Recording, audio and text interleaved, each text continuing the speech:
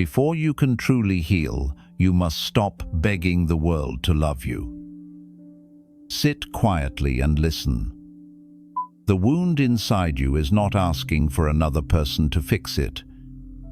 You, the one who has ignored your own pain while trying to be everything for everyone else. You, who forgave others but never yourself. The truth is, nothing outside you can ever complete what is already whole within you. The moment you turn inward, when you stop running from your loneliness and begin embracing it, your healing begins. Because love doesn't enter from the outside, it awakens from within. And that awakening starts the moment you whisper gently to yourself, I am enough. 1. Stop abandoning yourself to please others. Most people spend their lives trying to earn love by sacrificing pieces of themselves, not realizing that every time they do, a quiet sadness takes root in their heart. When you constantly put others' happiness before your own peace, when you silence your feelings to avoid conflict, or pretend to be fine just to keep someone close, you are slowly abandoning yourself. This is one of the deepest causes of inner emptiness. You may look calm on the outside, but inside, a part of you feels unseen and unheard. Buddhism teaches that attachment to approval is one of the subtlest forms of suffering. The mind, in its craving for validation, becomes like a beggar forever reaching out for affection, praise, or acceptance. But no matter how much you get from others, it never feels enough, because you've forgotten the source of real love, the acceptance that comes from within. True peace begins when you stop performing for love and start being love itself. Think of how exhausting it is to wear masks every day, to be one version of yourself with friends, another at work, and yet another with family. You do it because you fear rejection, but this fear keeps you trapped in a cycle of pretending, and the more you pretend, the further you drift from your true nature. The Buddha taught that all suffering arises from ignorance of who we really are. You are not here to become what others want. You are here to remember what you already are, enough. Letting go of the need to impress or please doesn't make you selfish. It makes you whole. Self-love is not about ignoring others. It's about not abandoning yourself in the process of loving them. When you begin to honor your truth, when you say no, when your heart says no, when you rest without guilt, when you express your emotions honestly, you begin to reconnect with your inner harmony. You'll notice your energy shift. You'll breathe easier.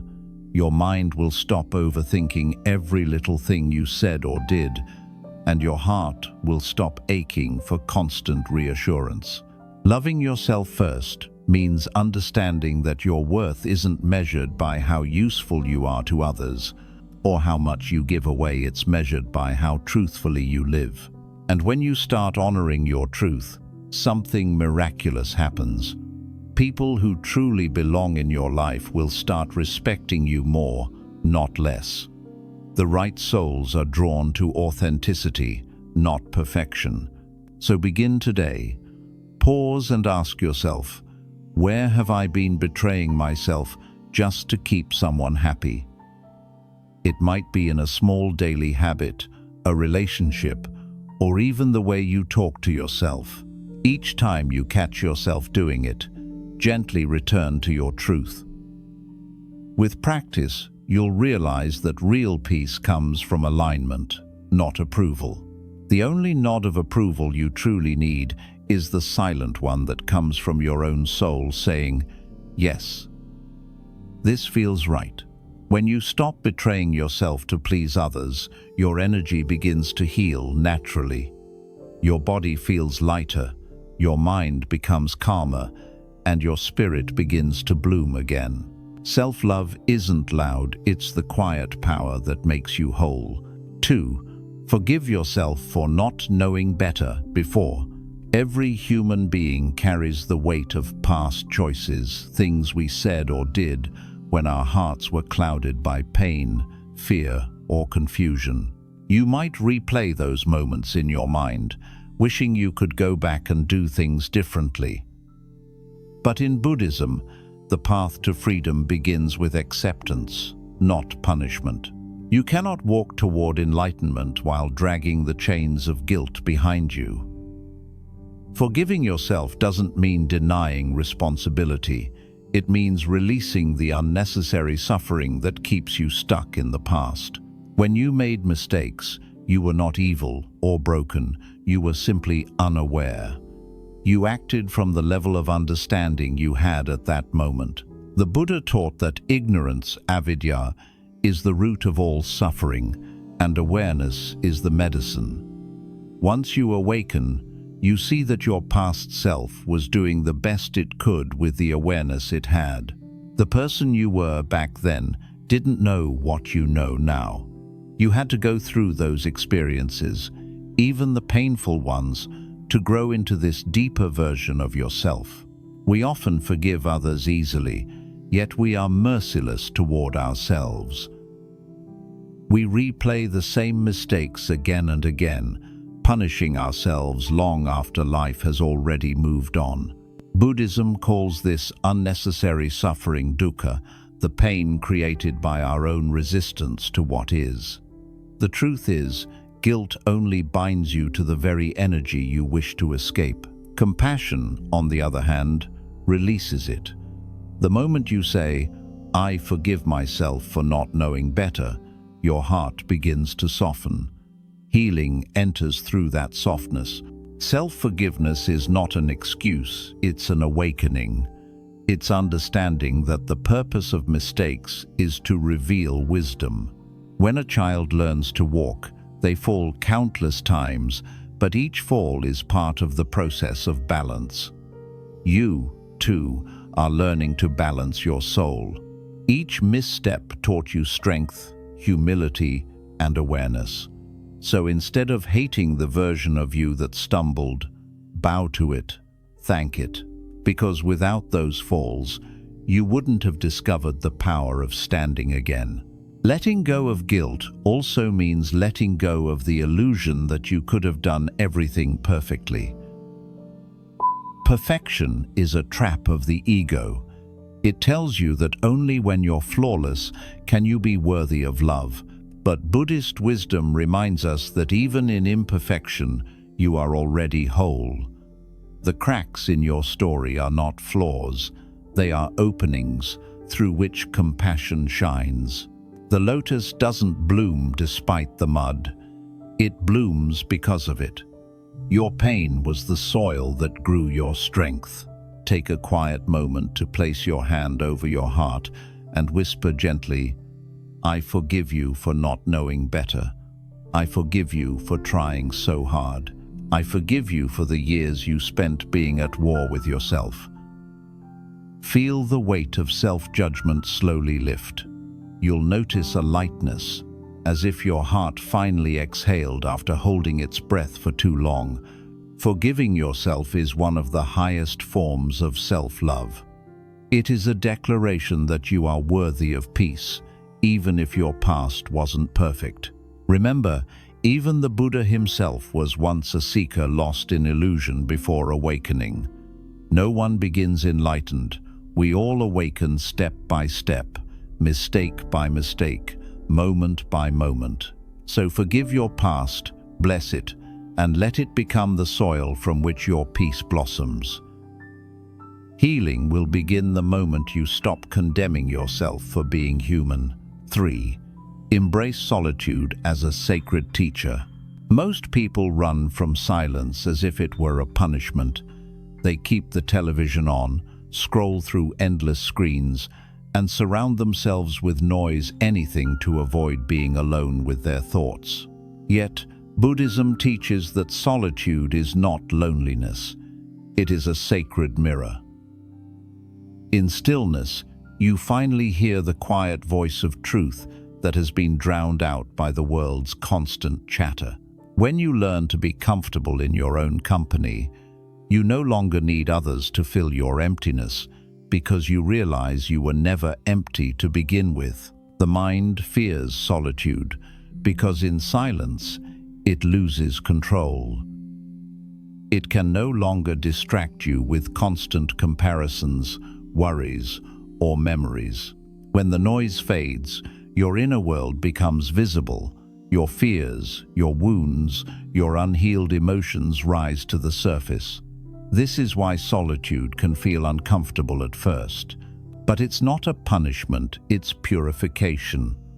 The Buddha often retreated into the forest, away from society's distractions, to sit with himself and watch his thoughts without judgment. In that stillness, he realized the profound truth. Peace is not found by escaping the world, but by quieting the mind. When you spend time alone, you begin to understand your own patterns. What truly makes you happy, what drains you, what feels authentic. You start to recognize how much of your behavior has been shaped by the need to fit in or be accepted. Solitude strips away all of that. It's like a reset button for the soul. When you are alone, there's no one to impress, no one to perform for, only your true self, staring back at you. At first, that truth may feel unfamiliar, even unsettling, but slowly it becomes comforting. You realize you don't need to chase love. You are love when you are aligned with your inner peace. In Buddhism, there's a saying, "The mind is like water. When it is agitated, it becomes difficult to see. But when it is still, the truth becomes clear." This is what solitude does. It stills the waves of constant noise so you can see yourself clearly. Every great awakening begins in silence. Every deep realization blooms in stillness. It's in those quiet hours when no one is watching, no one is speaking, that your soul starts whispering truths you've ignored for years. Modern life teaches us to fear being alone, as if solitude means something is wrong with us. But true strength is the ability to sit with your own company and feel at peace. When you can enjoy being alone, you stop clinging to toxic people or unhealthy attachments out of fear. You begin to attract relationships based on love, not dependency. Because now, you don't need others to complete you, you simply share your completeness with them. Solitude also teaches you to appreciate the small, sacred details of life that rush by unnoticed when you're surrounded by noise. The sound of your own breath, the golden light spilling through your window, the still rhythm of your heartbeat reminding you you are alive, here, now. These simple moments hold more peace than 1,000 distractions. When you are alone, the world slows down enough for you to see the beauty that was always there. It's in solitude that you discover the difference between loneliness and aloneness. Loneliness is the absence of others. Aloneness is the presence of yourself. Loneliness cries, "I am missing something." Aloneness whispers, "I am whole." This realization changes everything, because once you feel whole within, no loss can destroy your peace, no rejection can shake your self-worth, and no external chaos can disturb your stillness. The Buddha's path to enlightenment began under a tree alone, silent and still. He didn't run from himself. He sat with his mind until he saw through its illusions. You too can begin this practice in small ways. Spend 10 minutes each day in silence, no phone, no distractions. Just sit and observe. Notice your thoughts come and go like passing clouds. At first, your mind will resist. It will bring up memories, regrets, plans, everything to keep you from peace. But if you stay still long enough, those clouds will part, and the sky of your mind will clear. In that space, you will meet the part of yourself that has never been hurt, never been abandoned, never been lost. That is your true self, infinite, peaceful, and whole. The more time you spend in solitude, the more you'll realize you've been carrying the answers all along. You'll stop looking for people to tell you who you are because you'll feel it deep within. You'll start making decisions not out of fear but from alignment. You'll trust your intuition, your timing, your journey. Solitude isn't a void, it's the birthplace of self-awareness. So instead of fearing the quiet, walk into it. Instead of filling your emptiness, listen to it. Because within that silence lives the voice of your soul, patient, wise, and waiting for you to return home. Once you learn to embrace solitude, you'll never feel lonely again. You'll understand that you were never truly alone. You were just disconnected from the deepest, most loving presence you could ever know your own. 4. Stop measuring your worth by others' eyes. One of the greatest sources of human suffering is comparison. From the moment we are young, the world teaches us to measure our value based on how we look, how much we achieve, or how we are perceived by others. We grow up seeking gold stars, compliments, followers, and approval, constantly trying to prove we are enough. But Buddhism teaches that this endless comparison is a trap created by the ego. The more we depend on others to tell us who we are, the further we drift from our true self. The truth is, no external opinion can ever define your worth, because your worth is not something that fluctuates. It simply is. Imagine standing in front of a mirror that keeps changing its reflection based on who's watching you. One moment you feel beautiful because someone praised you, and the next you feel small because someone criticized you.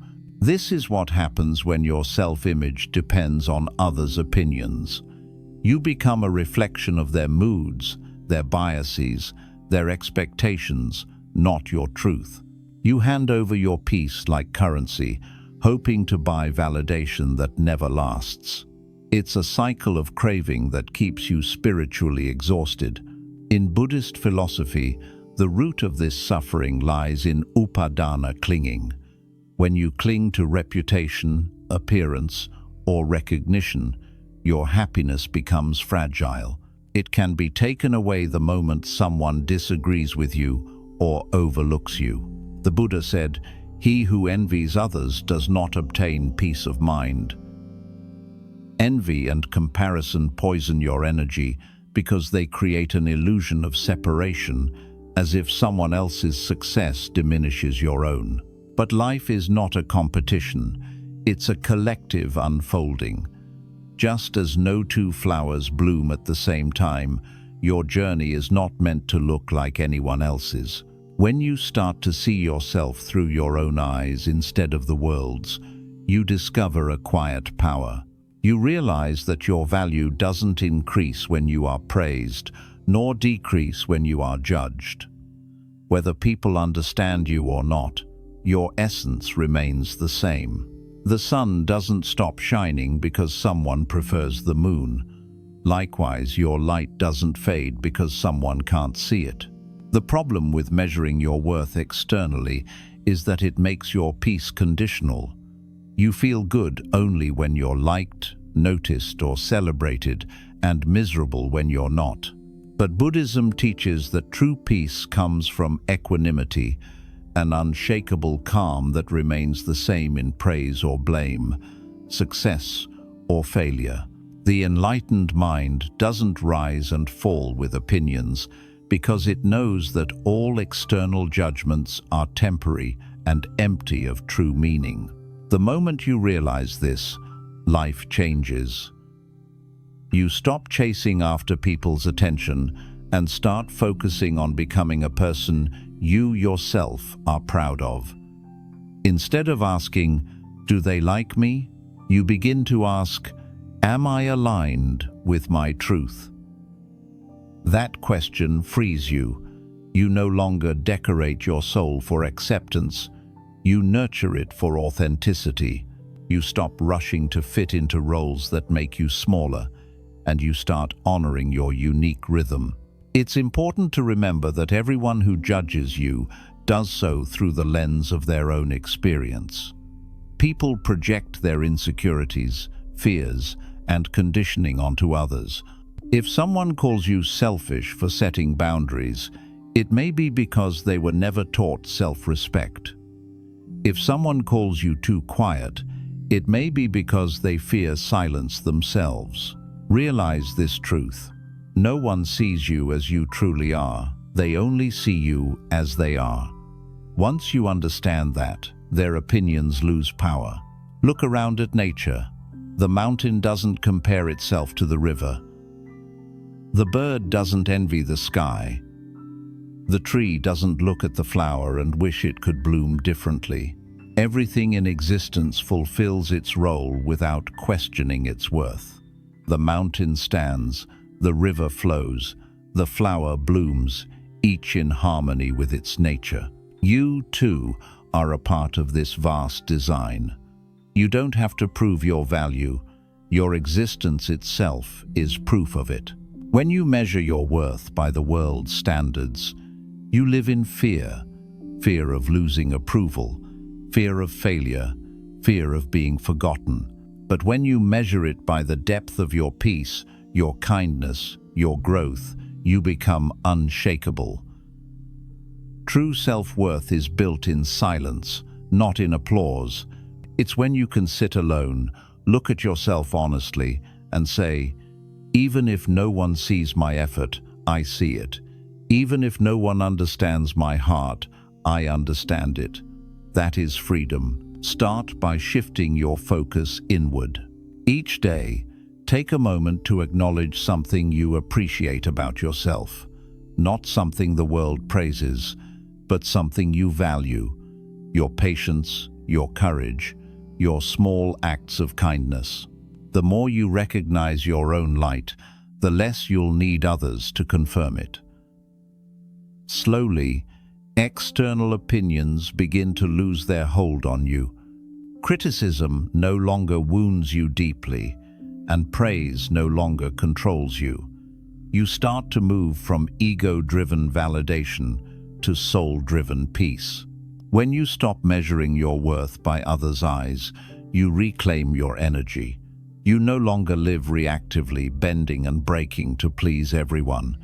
Instead, you live intentionally, guided by inner truth. You begin to understand that you were never meant to be universally understood. You were meant to be authentically yourself. So walk your path without fear. Let others think what they will. Their opinions are clouds passing and shapeless. Your truth is the sky, vast and unchanging. You are already worthy. You always were. The moment you realize that, comparison dies, envy fades, and peace returns to its rightful place within you. 5. Speak to yourself with kindness, not judgment. The voice that speaks to you most often is not the world's, it's your own. It narrates your thoughts, reacts to your mistakes, and shapes the way you see yourself. Yet for most people, that voice is not kind. It criticizes, blames, and compares. It repeats every past failure, exaggerates every flaw, and forgets every victory. Buddhism teaches that the mind can be both a servant and a master. When ruled by judgment, it becomes a tyrant. When trained in compassion, it becomes a healer. How you speak to yourself determines whether your inner world feels like a war zone or a sanctuary. We often believe that harsh self-talk will make us stronger, that if we criticize ourselves enough, we'll change. But that's a lie the ego tells to maintain control. Harshness doesn't create growth, it creates fear. Fear silences creativity, blocks confidence, and keeps you trapped in cycles of guilt. Imagine a child learning to walk. If every time they fell, you shouted at them, would they learn faster or give up sooner? You are that child.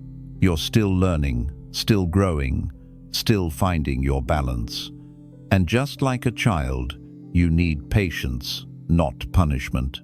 The Buddha once said, "You, yourself, as much as anybody in the entire universe, deserve your love and affection." This simple truth is often forgotten because society glorifies external kindness and neglects internal compassion. We're taught to be kind to others, but rarely taught to be kind to ourselves. Yet the truth is, the way you speak to yourself sets the tone for how you treat others and how you allow others to treat you.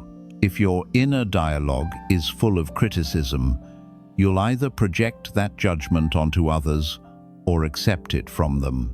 If your self-talk is filled with love, you'll naturally radiate patience, understanding, and warmth. To understand how powerful your inner voice is, observe how it affects your emotions. One harsh sentence in your mind, "I'm not good enough," "I always mess up," "No one cares about me," can ruin your entire day. It's not the situation that hurts you the most.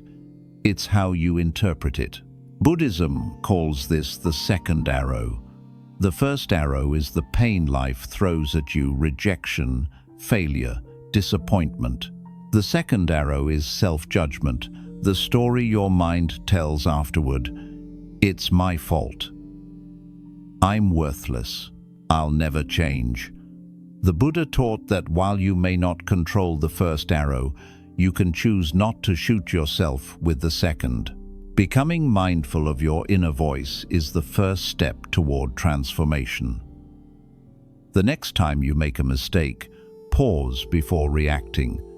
Listen to the words you're about to tell yourself. Would you say the same thing to a friend? If not, why say it to yourself? Replace cruelty with curiosity. Instead of saying, "I failed again," try asking, "What is this moment trying to teach me?" This shift turns judgment into wisdom. Compassion doesn't erase responsibility. It simply removes shame, so learning can happen naturally. You can also heal your self-talk by practicing loving-kindness meditation metta. In this practice, you silently repeat phrases of goodwill, first to yourself and then to others. May I be peaceful. May I be healthy. May I be free from suffering.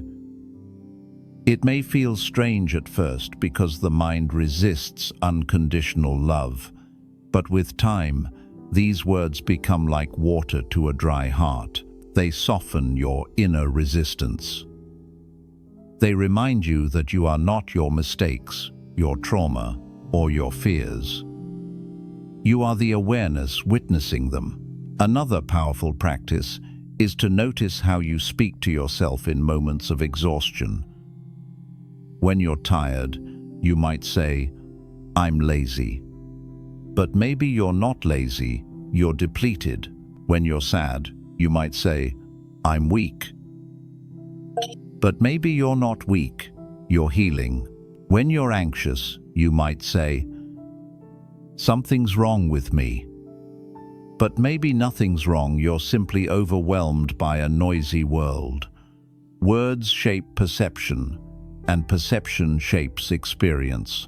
By changing your inner language, you change how you experience life itself. Start speaking to yourself like someone you're responsible for protecting. Imagine that your inner dialogue is a form of self-parenting, the gentle voice that guides you through storms instead of scolding you for getting wet. When your mind begins to spiral with judgment, pause and say softly, "I'm learning, I'm doing my best, I'm allowed to be human." These are not empty affirmations, they are reminders of truth. No one grows faster through hate, only through love. When you treat yourself with compassion, your body also responds. Your nervous system relaxes, your breath slows, your heart rate softens. Science now confirms what Buddhism has known for centuries: kindness is medicine. Harsh thoughts trigger stress hormones. Gentle thoughts activate healing ones. Every time you choose to be kind to yourself, you're literally rewiring your brain for peace. It's also important to remember that the inner critic often uses other people's voices, parents, teachers, or past relationships that conditioned you to believe you're not enough. Those voices live on until you replace them with your own. So when your mind whispers, "You'll never succeed," recognize it as an echo, not a truth. Replace it gently: "I am capable, I am growing, I am allowed to try again." Over time, those gentle affirmations become your new truth, not forced positivity, but compassionate realism. You are not your failures. You are not your flaws. You are a continuous work of art, painted by experience and shaped by resilience. Every harsh word you've spoken to yourself can be rewritten with gentleness. Every moment of self-hate can become a lesson in love. So speak softly to yourself, not because you're fragile, but because you're sacred, not because you're weak, but because you deserve peace. Let your inner voice become your ally instead of your enemy. Let it guide you toward growth, not guilt. When you start talking to yourself with the same kindness you show a loved one, everything in your life begins to shift: your confidence, your relationships, your energy, even your destiny. Because the truth is simple yet profound. Healing begins the moment your words stop hurting you. 6. Let go of people who don't nurture your peace. One of the hardest lessons in life, and one of the most freeing, is learning that not everyone is meant to walk your entire journey with you. Some people enter your life as blessings, others as lessons, and a few as awakenings. Buddhism teaches that suffering often begins when we cling, when we hold on to people long after their purpose in our story has been fulfilled. The heart doesn't want to let go because it confuses attachment with love. But there is a sacred difference. Love is free, while attachment is fear disguised as care. To love yourself fully, you must have the courage to release what disturbs your peace, no matter how familiar it feels. In the Buddhist path, everything is impermanent anicca. People change, energy shifts, relationships evolve. Yet, our minds resist this truth because we crave stability in a world that constantly moves. You might keep holding on to someone because you shared history, or because you once felt seen by them, even if now they only bring you pain. You tell yourself, maybe they'll change, or maybe I'm overreacting. But deep down, your intuition knows when a bond no longer feeds your growth. Ignoring that knowing only delays peace. Think about a garden. Some plants thrive when they're given sunlight and care, while others wither, no matter how much attention you give them. Holding on to dying plants drains the soil for the ones still growing. The same is true with relationships. You can pour your heart into someone who doesn't reciprocate, but love without balance becomes self-neglect. True compassion isn't about letting everyone stay. It's about recognizing when staying means losing yourself. There's a gentle but powerful Buddhist truth. You can still love them and let them go. Letting go doesn't mean erasing love or pretending it never mattered. It means releasing your grip on what's harming your peace. You can love someone deeply and still acknowledge that their energy no longer aligns with your path. You can forgive without inviting them back into your life. Forgiveness is for your peace. Access is a privilege. When you keep people in your life out of guilt, fear, or loneliness, you become a prisoner of your own compassion. But when you let go with wisdom, you honor both yourself and them because you allow space for both souls to grow. It's also important to understand that some people will only meet you at the level of their own healing. You might have evolved beyond the kind of energy you once tolerated: gossip, negativity, manipulation, or chaos. When you begin to walk the path of peace, your vibration changes, and not everyone can meet you there. This is not arrogance, it's alignment. The higher you rise in awareness, the fewer people you'll find at that altitude. But don't mistake solitude for loss.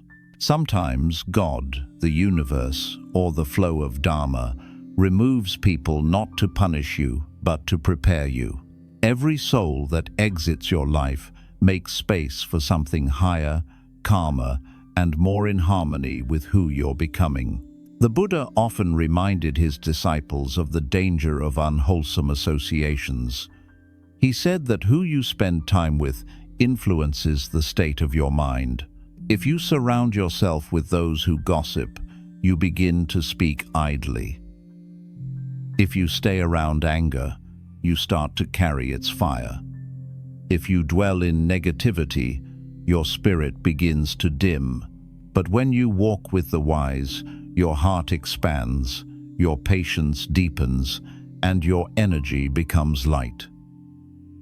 The company you keep is not about judgment, it's about energy exchange. Every interaction either adds to your peace or drains it. It takes courage to detach. Sometimes the people you must release are the ones you love the most. But the truth is, holding on to relationships that no longer serve your well-being doesn't preserve love, it suffocates it. Real love grows in freedom, not in clinging. When you let go, you allow love to transform from dependency to compassion, from longing to gratitude. You stop saying, "Why did they leave?" and start understanding, "Their time in my story is complete." When you decide to walk away, do it with grace. You don't have to argue, explain, or convince anyone of your worth. Silence is a language that only peace understands. Leave with kindness, even if they don't understand your decision. Because in Buddhism, the goal isn't to win arguments, it's to protect the purity of your heart. Resentment ties you energetically to the past. Forgiveness sets you free. Letting go also means releasing the fantasy of what someone could be and accepting what they are. Many people stay trapped in relationships not because of love, but because of potential. You fall in love with the idea of who they might become someday, while ignoring who they consistently show you they are now. This creates endless suffering. When you love yourself, you no longer chase potential. You honor reality. You stop saying, "I'll stay until they change," and start saying, "I'll grow where I'm respected." To practice letting go, try this simple mindfulness exercise. Close your eyes. Breathe deeply. And visualize the person you're struggling to release. See them standing before you, surrounded by light. Say silently, "I release you with love. May you find peace on your path, and may I find peace on mine." Feel the tension leave your body. You don't need closure from them. The closure is your acceptance. Each time you do this, your grip weakens and your heart lightens. Remember, protecting your peace is not selfish, it's sacred. You cannot pour from an empty cup, nor can you heal in environments that keep reopening your wounds. Buddhism teaches right association to seek relationships that uplift, encourage mindfulness, and reflect mutual respect. Love yourself enough to walk away from anything that requires you to abandon your joy. With time, you'll see that letting go isn't the end of love, it's the beginning of wisdom. You'll understand that peace doesn't come from controlling who stays or who leaves, but from trusting that whatever departs was never meant to stay, and whatever remains is aligned with your truth. As you continue walking your path, lighter and freer, you'll realize that every goodbye was guiding you back to the same place yourself. And in that space of inner stillness, you'll find the most beautiful company of all, your own soul at peace. 7. Return to the present moment. That's where you exist. Most of the pain you carry does not come from what is happening right now. It comes from your mind's inability to stay in this moment. You are either replaying what has already happened or worrying about what might happen next. You drift between yesterday's regrets and tomorrow's fears, rarely touching the sacred space of now. Buddhism calls this wandering samsara, the endless cycle of mental suffering created by a restless mind. The Buddha taught that freedom is not found in controlling the future or rewriting the past, but in awakening to this breath, this heartbeat, this very instant. The present moment is not just a fragment of time, it is the only reality that truly exists. Everything else is a projection. The past exists only as memory, the future only as imagination. Yet, your mind spends most of its energy trying to fix, analyze, or predict illusions. It's like chasing the horizon. The more you run, the further it gets. That's why peace feels so distant. You're looking for it everywhere except where it actually lives here. Think about how much suffering comes from mental time travel. You replay conversations, wondering what you should have said differently. You relive heartbreaks, punishing yourself for not seeing the signs. You worry about outcomes you can't control: jobs, relationships, money, aging, death. All of this happens inside the mind, yet your body is always here, in the present. The body breathes, but the mind is lost somewhere else.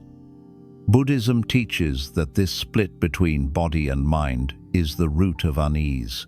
To heal, you must bring your mind home to your body, to this very breath, to this very heartbeat. Mindfulness is not about forcing stillness, it's about remembering presence. It means noticing the simple truth that you are alive. Now, when you breathe in, you know you're breathing in. When you breathe out, you know you're breathing out. That awareness reconnects you to the miracle of existence. You begin to feel the air entering your lungs, the rise and fall of your chest, the weight of your body resting on the earth. These small sensations are gateways to peace. The present moment doesn't need to be perfect to be enough. It simply needs to be seen. When you start living mindfully, you realize how much beauty hides in ordinary things. The morning light reflecting off a cup of tea, the sound of rain tapping against your window, the warmth of sunlight on your face, all these tiny miracles unfold every day, yet go unnoticed when your attention is trapped in thought. The mind says, "This moment is not enough.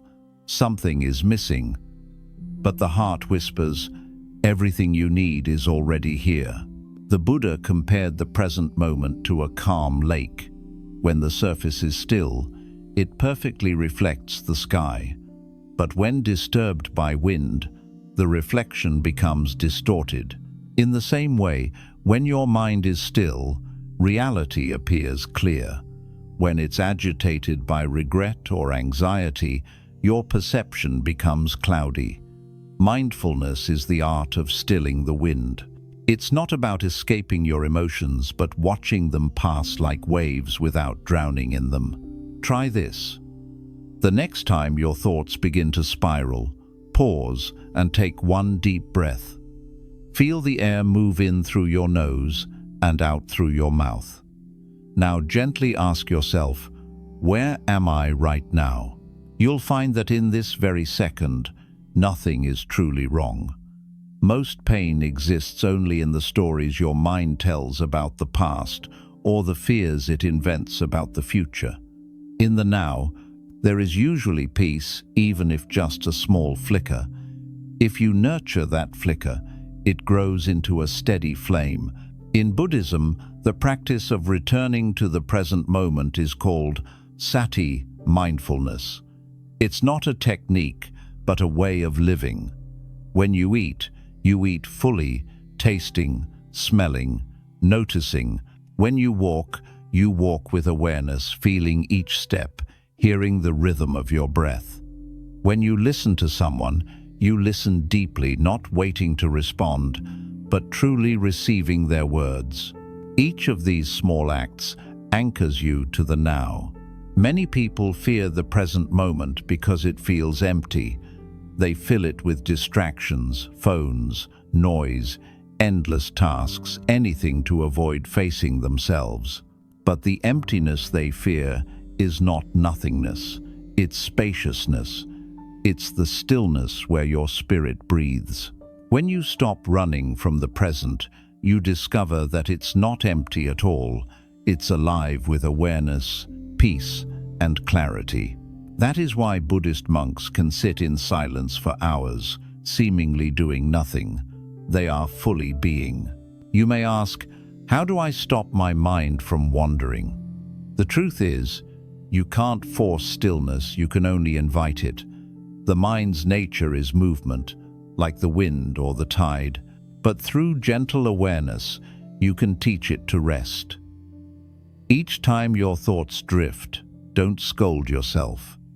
Simply notice, the mind has wandered, and bring it back again and again. Every return is a small victory. With time, this act becomes effortless, like returning home after a long journey. The present moment also teaches surrender. When you are fully here, you realize that life unfolds on its own. You stop fighting time, stop rushing to the next moment, and start trusting the one you're in. You begin to understand that every experience, joy, sorrow, gain, loss, arrives only to pass. Nothing is permanent, not even pain. This realization brings deep peace because it dissolves resistance. You no longer demand that life be a certain way. You simply witness it as it is raw, real, and sacred. Notice how your suffering changes when you stop arguing with what is. When you accept that the past cannot be changed and the future cannot be controlled, your energy returns to this breath. That's where healing begins. Buddhism teaches that enlightenment is not a distant state. It's the complete awareness of the present moment. Every time you come back to your breath, you take a small step toward that enlightenment. There's a story told about the Buddha walking through a forest with his disciples. One of them asked, "Master, what is the secret of peace?"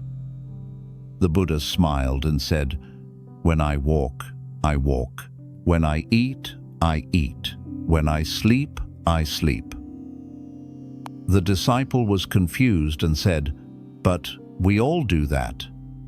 The Buddha replied, "No. When you walk, your mind is elsewhere.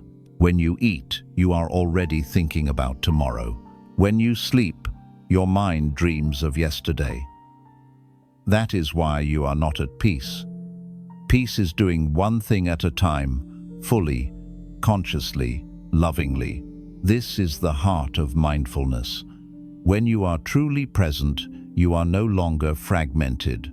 You stop scattering your attention across 1,000 imaginary problems and start gathering it into one still awareness. That awareness becomes your home, a space untouched by chaos, untouched by fear. To deepen this practice, take small steps each day.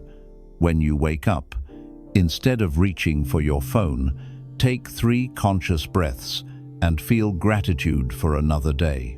When you eat, slow down, notice the texture, the flavor, the miracle of nourishment.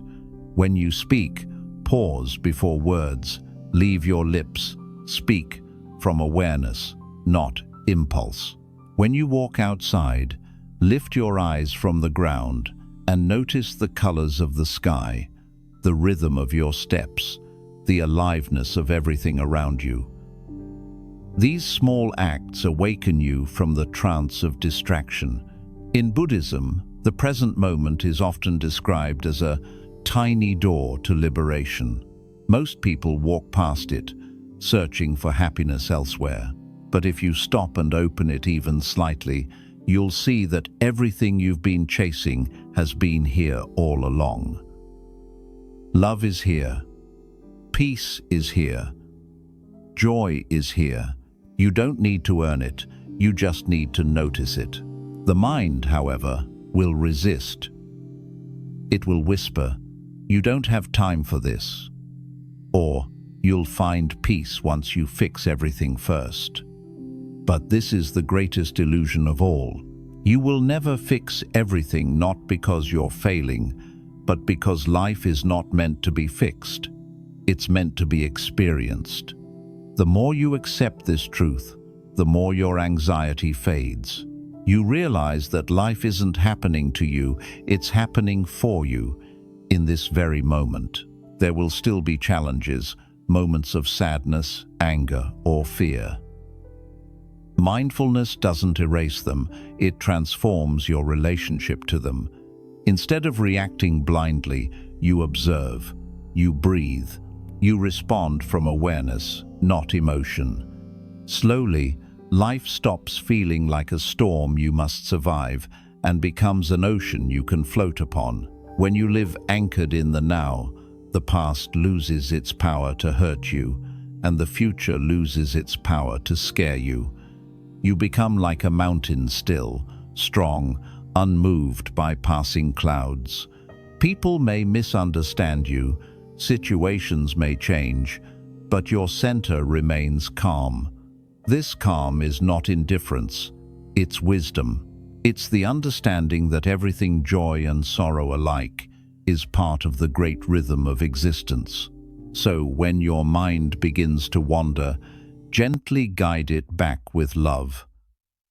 Feel your breath. Listen to the sounds around you. Let the present embrace you. This moment is all you truly have, not tomorrow, not yesterday, but now.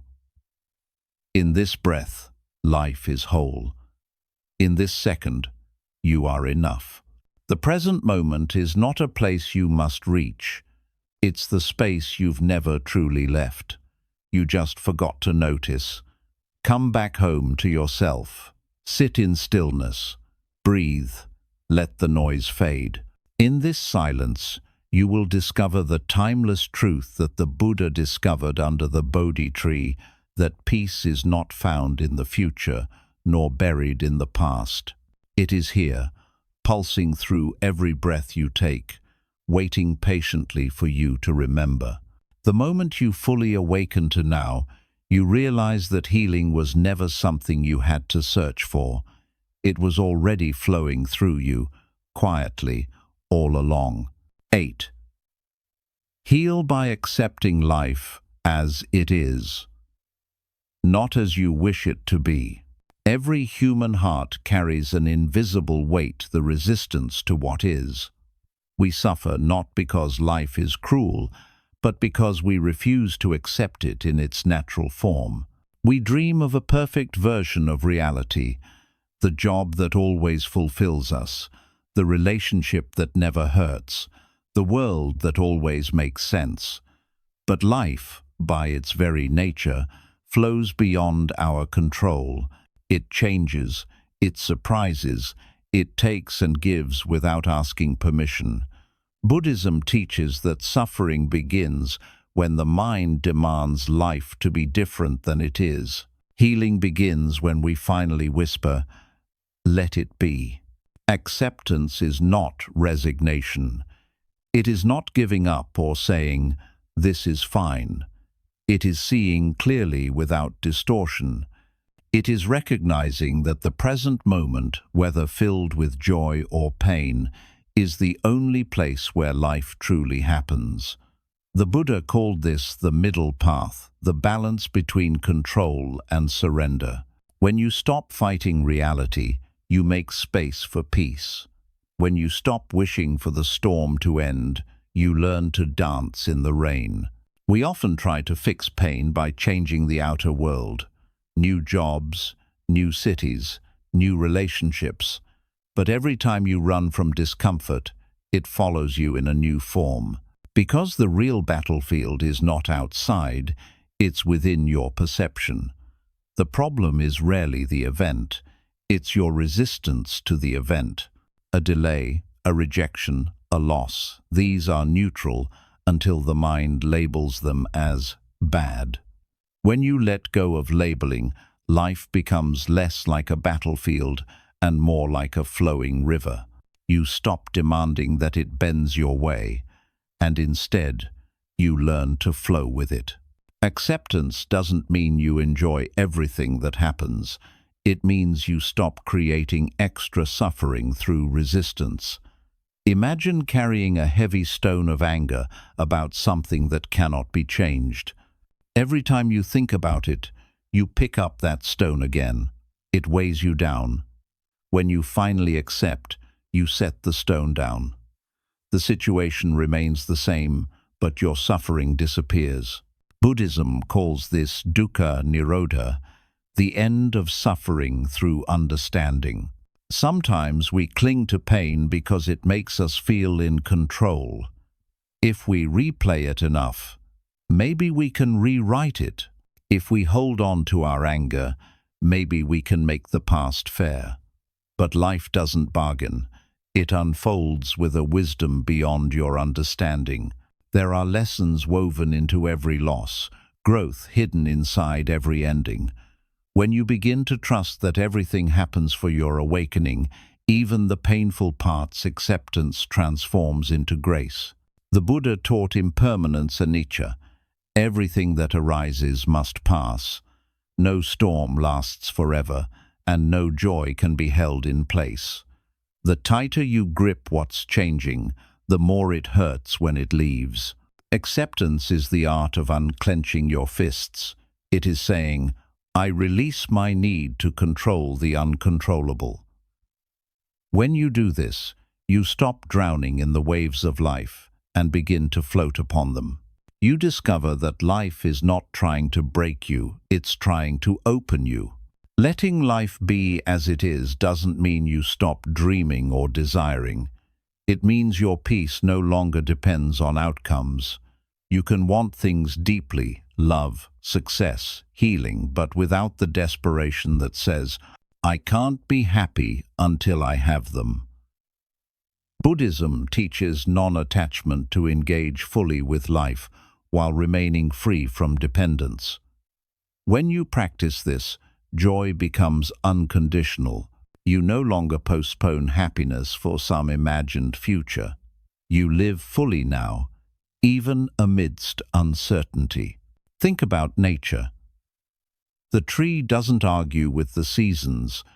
It doesn't demand that spring comes faster or that winter ends sooner.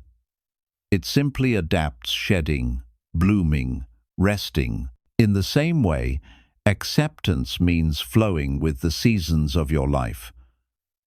Some days are growth, others are stillness. Some chapters close suddenly, others unfold slowly. But each one is part of the greater balance. When you learn to honor every season, even the cold ones, you discover inner harmony. Pain will visit you, but suffering is optional. The Buddha once said, pain is certain, suffering is optional. The difference lies in your reaction. When you resist pain, it multiplies. When you accept it, it dissolves. Acceptance turns suffering into understanding, and understanding turns pain into wisdom. Every heartbreak, every disappointment, every loss, all of them are teachers wearing disguises. Each one asks, can you love life even now?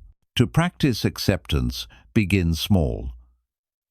When something doesn't go as planned, the traffic jam, the delayed message, the unexpected comment, notice your reaction. Instead of saying, this shouldn't be happening, try saying, this is happening and I choose peace anyway. This simple shift rewires your relationship with life. Over time, your mind becomes less reactive, your emotions steadier, your spirit lighter. Meditation helps cultivate this acceptance. Sit quietly, observe your breath, and notice your thoughts without judgment. Don't chase them or fight them, just watch them pass like clouds. Some thoughts will be pleasant, others painful. But when you stop attaching to them, you begin to realize something profound. You are not your thoughts. You are the awareness beneath them, vast, still, and unbothered. That awareness is where acceptance lives. Accepting life doesn't mean you stop caring or stop trying to improve things. It means you stop adding unnecessary suffering on top of what already exists.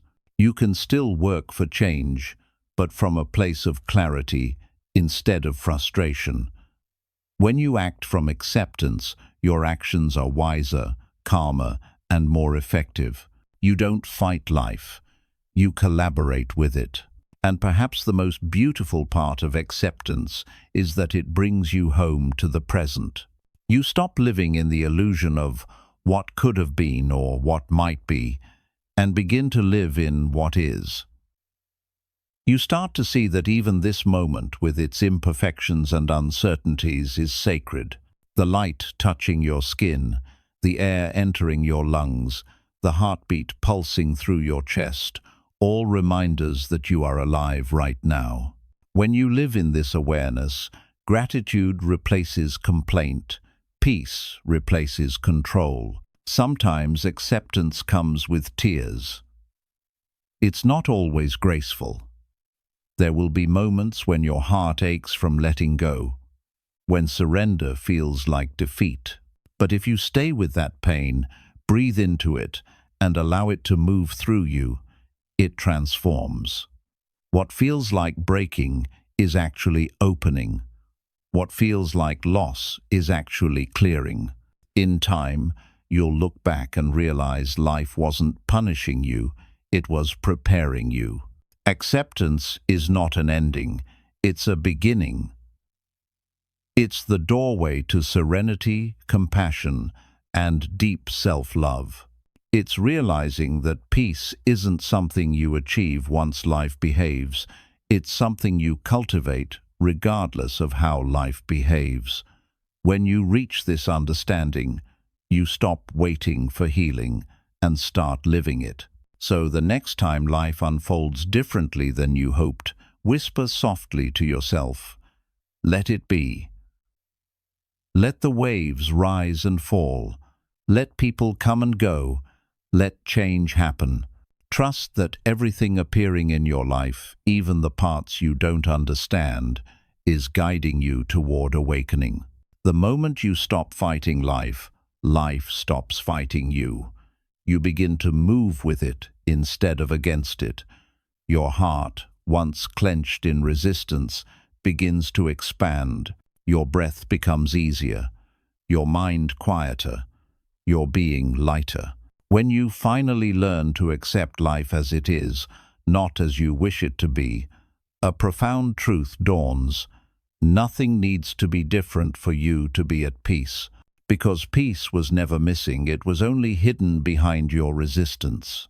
And when you let go, when you simply allow, when you finally say yes to what is healing, doesn't have to be forced. It happens naturally, like the sun rising after a long night, inevitable and breathtakingly gentle. Joe, your healing deepens when you stop running from yourself. In every quiet moment of your life, there's a soft voice within you that whispers truths you've long avoided hearing. It's not loud or demanding. It's patient, gentle, and endlessly loving. But for most people, that voice is buried under noise. The noise of fear, of judgment, of busyness, of pretending to be someone you're not. We fill our days with distractions, endless scrolling, constant planning, non-stop doing anything to avoid being alone with ourselves. Yet Buddhism teaches that true healing begins not when you run faster from your pain, but when you turn around and face it. Because the thing you've been running from isn't your enemy, it's the part of you that needs love the most. When you keep yourself constantly busy, always searching for external peace, you create an illusion that the problem is out there. You tell yourself, "I'll feel better when I get that job. I'll finally heal once someone understands me. I'll be happy when life becomes easier." But happiness built on conditions is fragile. Peace built on escape will always collapse. The Buddha once said, "There is no path to peace. Peace is the path." Meaning, you don't reach peace by fixing your life, you reach peace by understanding yourself. You stop running and start seeing. You stop escaping and start embracing. Running from yourself can take many forms. Sometimes it looks like overworking, constantly filling your time so you don't have to feel. Sometimes it looks like perfectionism, trying to control everything so you never have to face uncertainty. Sometimes it looks like chasing relationships, seeking love from others, because you can't bear the silence of being alone. But no matter how far you run, your unhealed self will always wait patiently for you. It will show up in your anxiety, your exhaustion, your repeated patterns. Not as punishment, but as a reminder. You cannot heal what you refuse to feel. In Buddhism, this understanding is called mindful awareness, the courage to sit with yourself without judgment. When you stop running and begin to observe, you realize that most of your suffering is self-created. You see how your mind clings to old wounds, repeats old stories, and labels everything as good or bad. But when you sit quietly, when you just breathe and observe, something miraculous happens. You begin to see that your thoughts are not facts, they are passing clouds in a vast sky. The sky, your awareness, has never been broken, it has only been covered. When you face yourself, you start to uncover truths that may feel uncomfortable at first. You may see how much you've abandoned your own needs to please others. You may realize how much resentment you still hold toward people who hurt you. You may see the parts of yourself you've suppressed: anger, sadness, fear, because you were taught they made you weak. But instead of pushing these emotions away, Buddhism invites you to meet them with compassion. Sit with your sadness and ask, "What are you trying to tell me?" Listen to your fear and ask, "What do you need to feel safe?" In that act of listening, healing begins. Most people believe healing is about changing themselves, but real healing is about accepting themselves completely.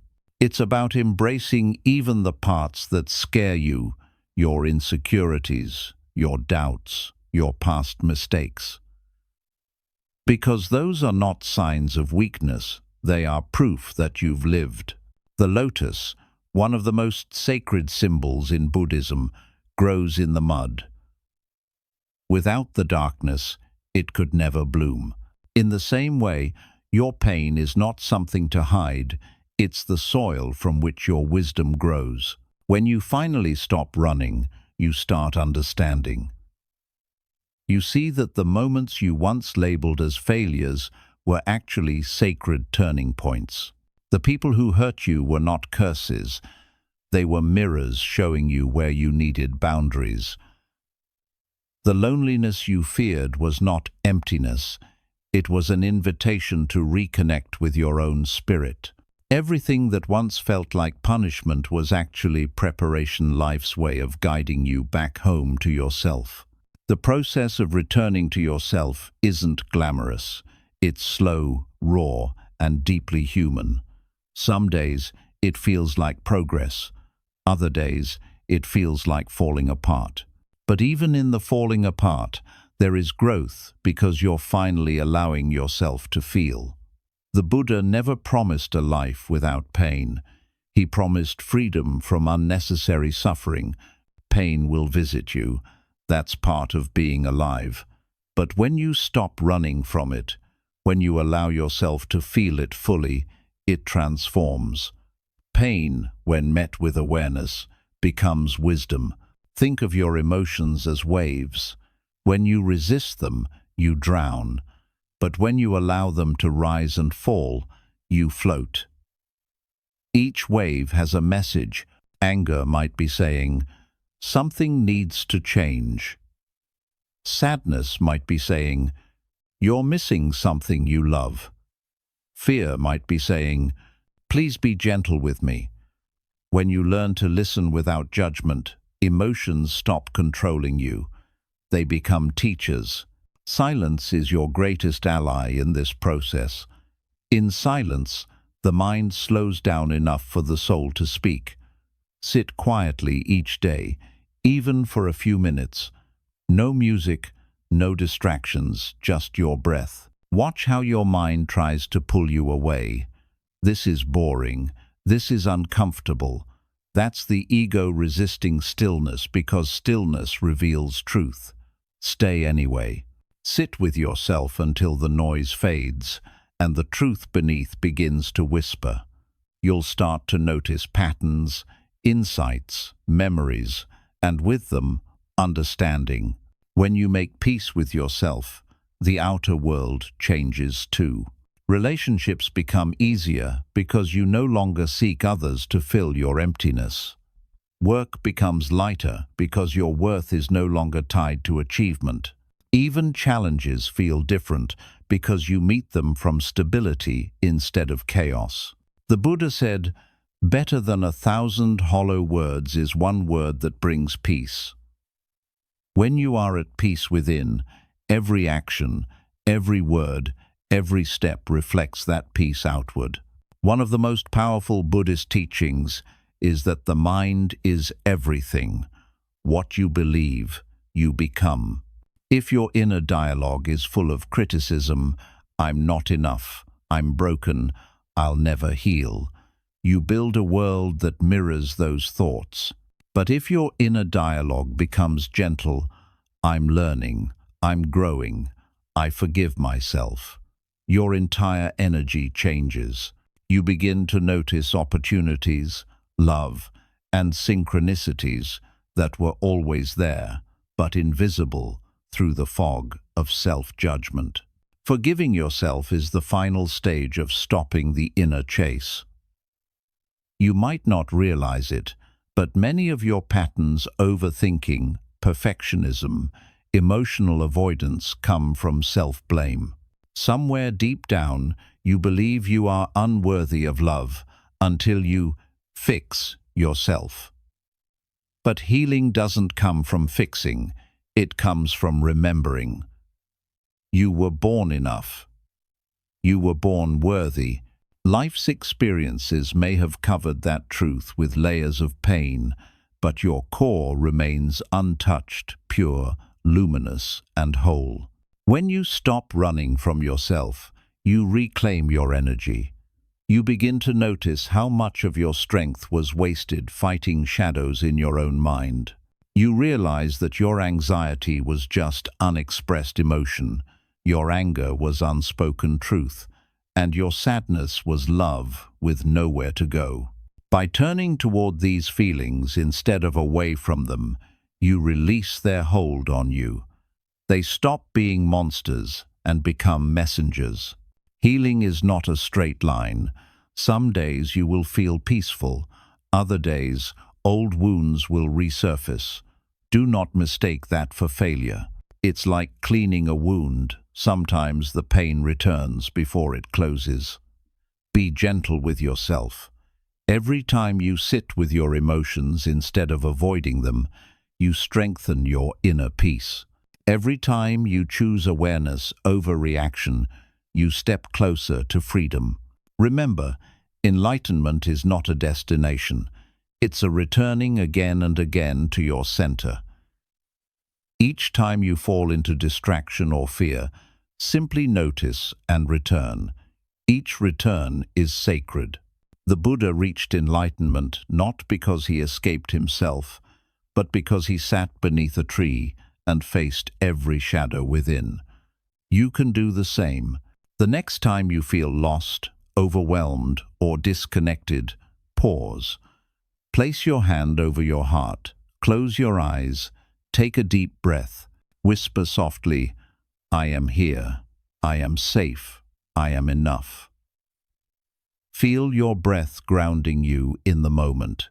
Feel your heart reminding you that you've survived every single thing you once thought would break you. This presence is your true home. When you stop running from yourself, you discover that there was never anything to run from. The parts you feared are just fragments longing to be held. The pain you avoided becomes the doorway to your greatest peace. The silence you resisted becomes the melody of your soul. You realize that everything you were seeking, love, safety, wholeness, was always within you, patiently waiting for your return. So stop running. Stop searching for yourself in other people, in accomplishments, in distractions. Sit down in your own presence and meet the one you've been avoiding, not as an enemy, but as a beloved. The moment you do, something profound happens. The chase ends, the noise fades, and you remember who you truly are. You were never broken. You were simply running from your own light. And when you finally stop running, you don't just find healing, you become it. 10. Self-love is the doorway to inner freedom. There is a quiet turning point in every person's life, a moment when the search outside exhausts itself, and you realize that everything you were trying to find was always waiting within. The affection you chased in others, the approval you begged for, the peace you believed was hidden in achievements or possessions, all of it, every drop of it, lives inside your own heart.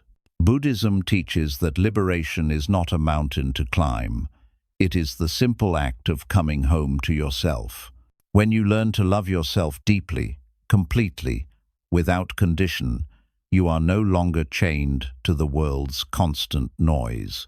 You become free, not because life stops challenging you, but because nothing outside you can imprison your spirit anymore. Most people misunderstand self-love. They think it means indulgence or selfishness, but it is neither. Self-love is self-respect. It is treating yourself with the same care and reverence you would offer to someone you cherish. It is realizing that you, too, deserve the gentleness you so easily give to others. Without self-love, every relationship becomes a search for validation. You cling to people hoping they'll fill the emptiness inside, but they never can, because that emptiness is not a lack of others, it's the absence of your own acceptance. The Buddha said, "You yourself, as much as anybody in the entire universe, deserve your love and affection. Until you understand this, you'll keep wandering like a thirsty traveler searching for water while standing in the rain." Self-love begins when you stop believing the stories your mind tells about your worth. From childhood, you're conditioned to think your value depends on performance. Be good, be smart, be attractive, be productive. And so, your entire life becomes a chase to meet invisible standards. But Buddhist wisdom teaches that all labels, success, failure, beauty, ugliness, are illusions of the mind.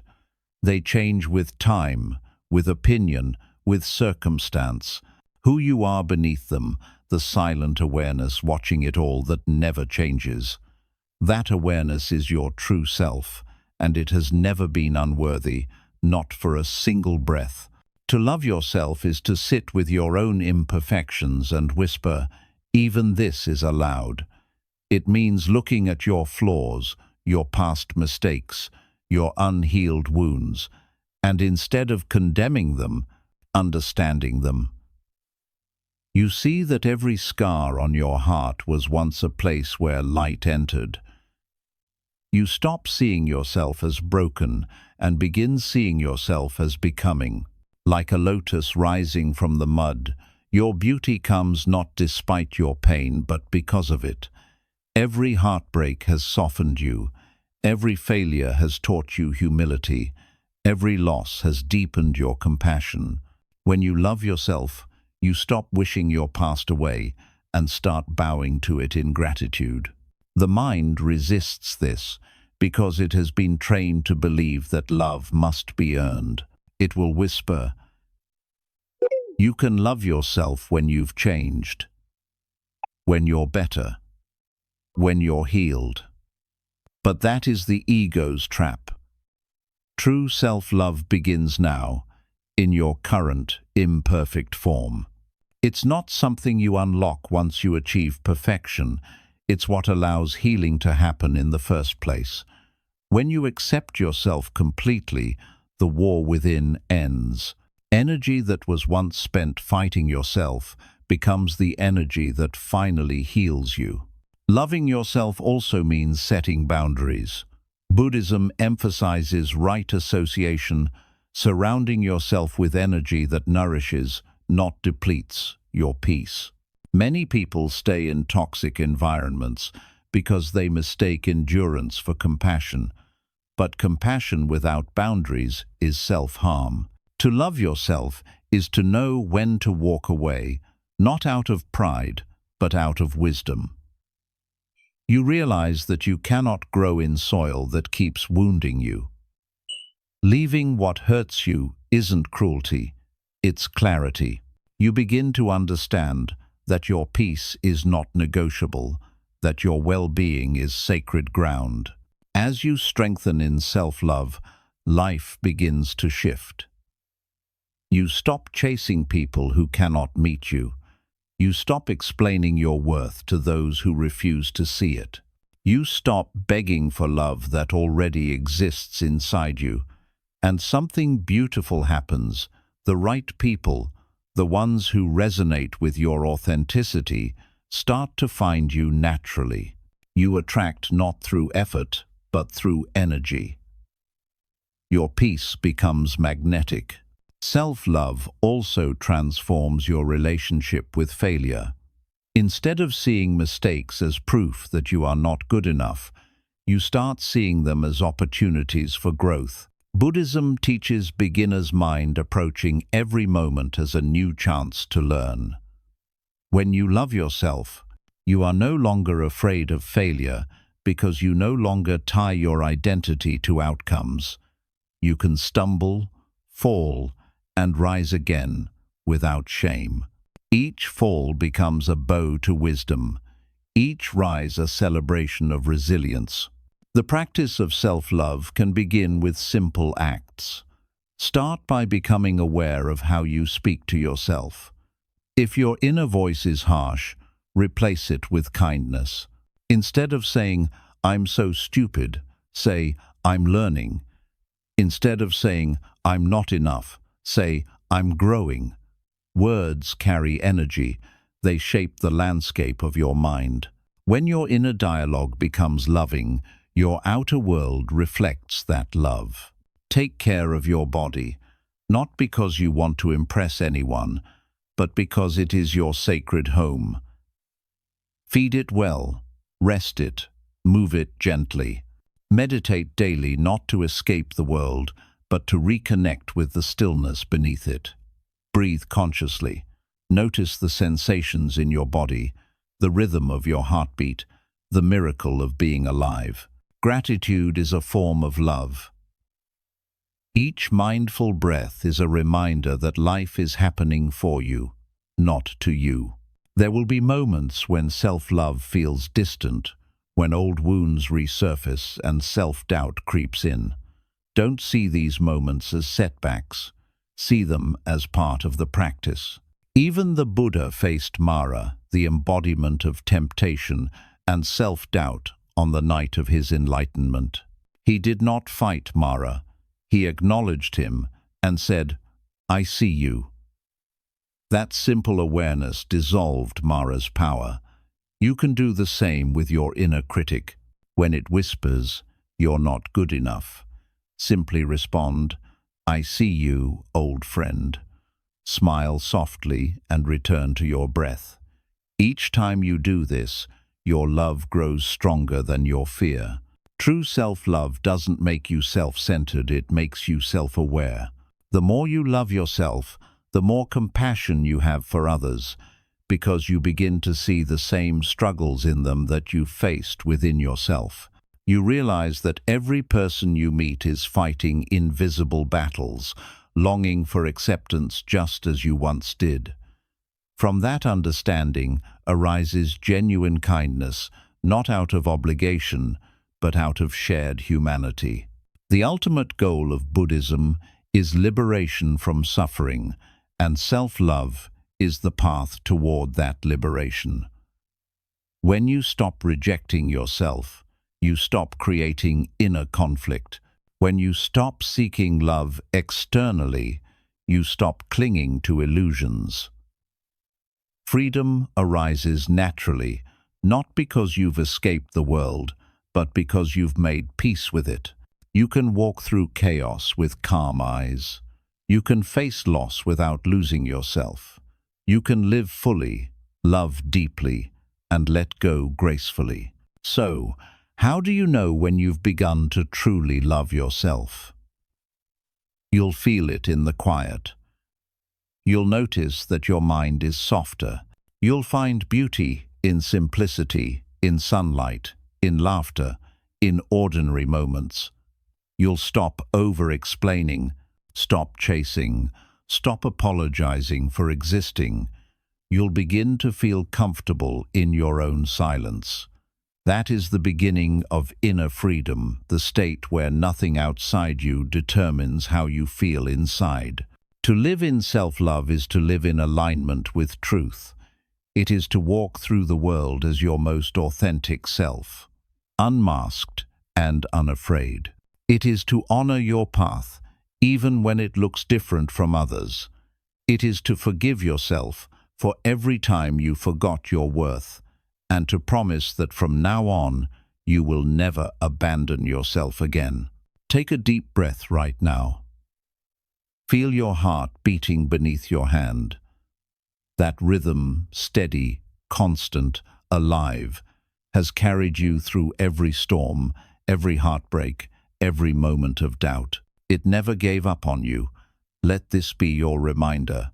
The love you seek has been beating inside you all along. The Buddha said, "Peace comes from within. Do not seek it without." When you love yourself, those words become your living truth. You no longer wait for the world to love you back.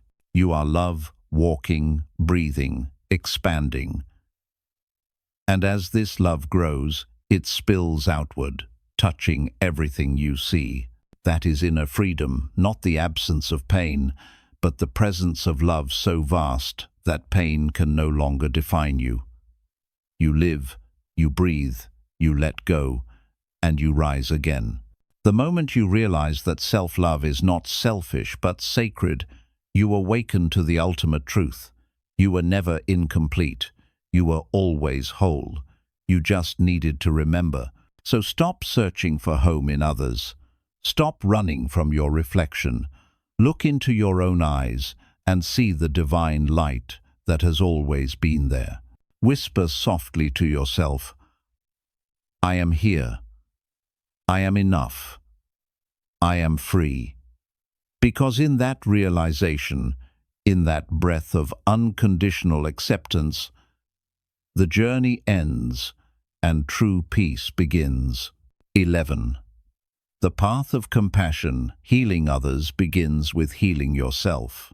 At some point on your journey of healing and self-discovery, you realize that self-love and compassion for others are not two separate things. They are two sides of the same coin. The more you learn to forgive yourself, the more you understand others. The more you hold space for your own pain, the more gently you can hold the pain of the world. Buddhism teaches that compassion, karuna, is not just a virtue, it is the heartbeat of enlightenment itself. It is the soft strength that transforms both suffering and the one who suffers. But before compassion can truly reach others, it must first blossom within your own heart. We live in a world that often glorifies toughness and suppresses tenderness. People mistake hardness for strength, believing that to survive, they must shut down their sensitivity. But when you numb your heart to protect it, you also cut off your connection to love, empathy, and peace. The Buddha taught that true strength arises not from closing the heart, but from opening it fully, even when it hurts. Compassion begins when you allow yourself to feel, to see your own wounds, and to understand that pain is not a personal failure. It's the common language of humanity. Every person you meet carries unseen battles, fears, regrets, memories they never speak of. When you recognize this, judgment fades. You stop asking, "Why are they like this?" and start thinking, "They must be hurting too." But you can only reach this depth of empathy once you've made peace with your own pain. If you reject your suffering, you'll reject the suffering of others. If you shame your own imperfections, you'll unconsciously shame others for theirs. The path of compassion always begins inward. Start by sitting with your own heart. Notice where it aches. Notice the stories you tell yourself, the ones that whisper, "I'm not enough," or "I don't deserve love." Don't silence those voices. Instead, meet them with kindness. Imagine your younger self sitting before you, frightened, tired, misunderstood. What would you say to them? You wouldn't shout, you wouldn't judge. You would hold them softly and say, "You are safe now. You did your best. You are loved." This act of giving yourself the compassion you never received begins to heal generations of inner wounds. As you practice self-compassion, something subtle begins to shift. The world softens. The same patience you offer yourself extends naturally to others. You stop taking people's behavior so personally. When someone lashes out, you see their suffering instead of reacting to their words.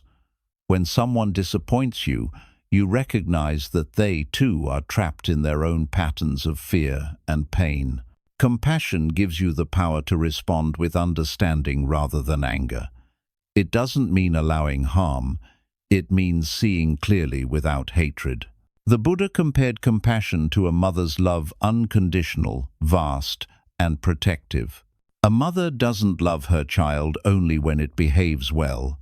She loves it through every mistake, every fall, every tantrum. In the same way, compassion is not selective. It doesn't say, "I'll love this person but not that one." True compassion extends to all beings, even those who cause harm, because to hate them is to carry their poison within yourself. Compassion doesn't mean agreeing with wrongdoing. It means wishing for everyone's ignorance and pain to end. This, however, does not happen instantly. Compassion must be cultivated through practice. One of the most powerful ways to do this is through metta bhavana, the meditation of loving kindness. Sit quietly, breathe deeply, and repeat phrases of goodwill. May I be happy. May I be peaceful. May I be free from suffering. Then extend it outward. May you be happy. May you be peaceful. May you be free from suffering. Start with someone you love easily, then include someone neutral, then someone who challenges you. Finally, expand your circle to all living beings. At first, your mind will resist, especially when you think of people who hurt you. But keep going. Each repetition softens the walls around your heart. Over time, you begin to feel something extraordinary, a warmth that no one can take away. True compassion is not pity. Pity looks down. Compassion stands beside. Pity says, "You are weak. I will save you." Compassion says, "We are both human. Let's walk together." This equality is essential. The Buddha did not teach compassion as superiority, but as unity, recognizing that the pain of others is a reflection of your own. When you see others as yourself, kindness becomes effortless. There is also a quiet courage in compassion. It is not just a feeling, it's an action. It's listening without interrupting. It's forgiving when you could condemn. It's showing patience when you have every reason to be frustrated. It's choosing peace when your ego wants revenge. Compassion is not weakness, it's mastery over the mind. To be kind when it's easy means nothing. To be kind when it's hardest, that is enlightenment in motion. But compassion does not mean allowing yourself to be drained or mistreated. The Buddha taught the middle way balance between giving and preserving your energy. Compassion without wisdom becomes martyrdom. Wisdom without compassion becomes coldness. The goal is balance. To love deeply, but without attachment. To help others, but without losing yourself. You can offer your light without setting yourself on fire. The more compassion you cultivate, the more your perception of the world changes. You begin to see interconnectedness everywhere. The suffering of one being affects all. The joy of one being uplifts all. When you heal yourself, you heal the web of life because energy is not separate. Every act of kindness, no matter how small, ripples across the universe. A smile, a patient word, a silent prayer. These are not small gestures, they are seeds of awakening planted in the collective heart. There's a famous Buddhist story about a monk who encountered a scorpion struggling in the water. Each time he tried to save it, it stung him. A passerby asked, "Why do you keep trying to save it when it hurts you?" The monk replied, "Because it is the scorpion's nature to sting, but it is my nature to save." Compassion does not depend on others' behavior. It flows from your nature, your awareness, your peace. When you act with compassion, you act in alignment with the universe itself. Healing others through compassion does not mean fixing them. It means holding space for them to find their own healing. You can't pour peace into another person. You can only offer an example of it. The Buddha did not remove suffering from others. He showed them how to see through it. In the same way, your compassion becomes a light others can follow, not a chain that binds you to their pain. Over time, compassion becomes your natural state. You start noticing that even your smallest actions carry mindfulness: the way you speak, the way you listen, the way you move through the world. You radiate peace without trying, simply because you've become it. People will feel calm around you, not because you do something special, but because your presence itself becomes medicine. That is the quiet power of compassion. It heals without force, teaches without preaching, gives without losing. When you reach this state, your suffering begins to dissolve. Because when you love others, you cannot remain trapped in your own pain.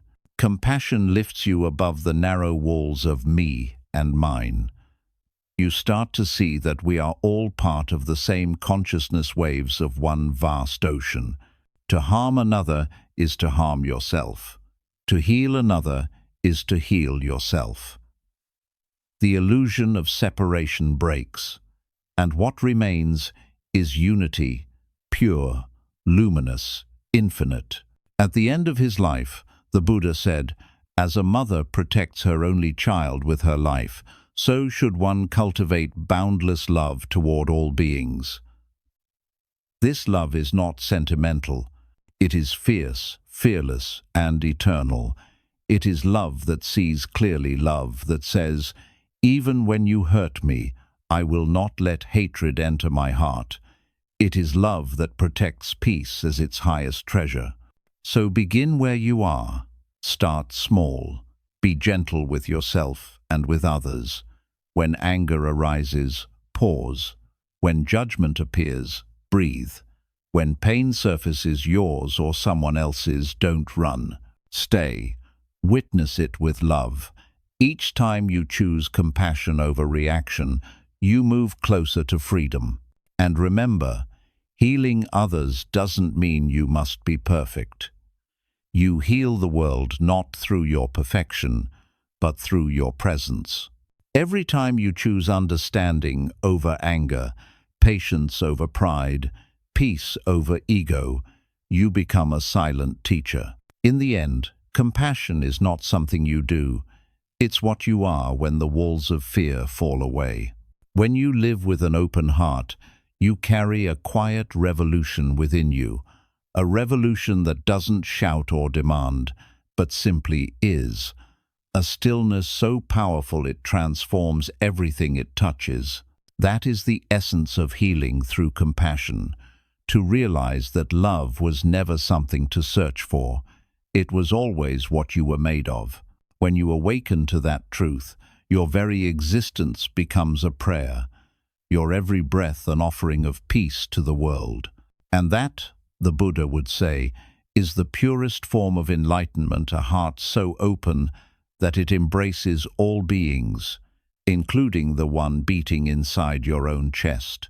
Shi'a, the art of letting life unfold, trusting the flow of the universe. There is a quiet wisdom in surrender, a peace that comes only when you stop trying to control everything and allow life to move through you as it wishes. Buddhism teaches that suffering begins the moment we resist what is. The mind, in its endless desire for certainty, tries to force life into predictable shapes.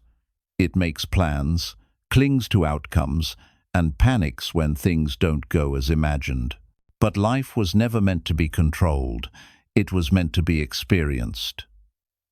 Healing, true and deep, begins the day you stop fighting against the river and start flowing with it. To let life unfold doesn't mean becoming passive or careless. It means understanding that there is a rhythm far greater than your plans, a divine intelligence guiding everything toward balance. Just as the tide knows when to rise and the sun knows when to set, there is a timing to your life that you cannot rush or delay. Every delay, every detour, every silence, all of it has purpose. The Buddha taught that everything that arises from conditions, and everything that fades because its conditions have changed. When you learn to see through this lens, you stop demanding and start trusting. We are conditioned to believe that control equals safety. We make lists, chase goals, and worry endlessly about the future. But control is an illusion, a fragile comfort the mind clings to when it fears uncertainty. The truth is, life has always been unfolding perfectly, even when you thought it was falling apart. Every disappointment redirected you. Every heartbreak stripped away illusion. Every loss brought you closer to your true path. The river never stopped flowing. You just forgot to float. When you cling to outcomes, you create suffering. You say, "This must happen for me to be happy," and in that moment, you make your peace conditional. But Buddhism reminds us that happiness is not in events, it is in alignment with what is. When you let go of how things should be, you make space for how they can be. The unknown, once terrifying, becomes sacred, a space where possibilities can bloom.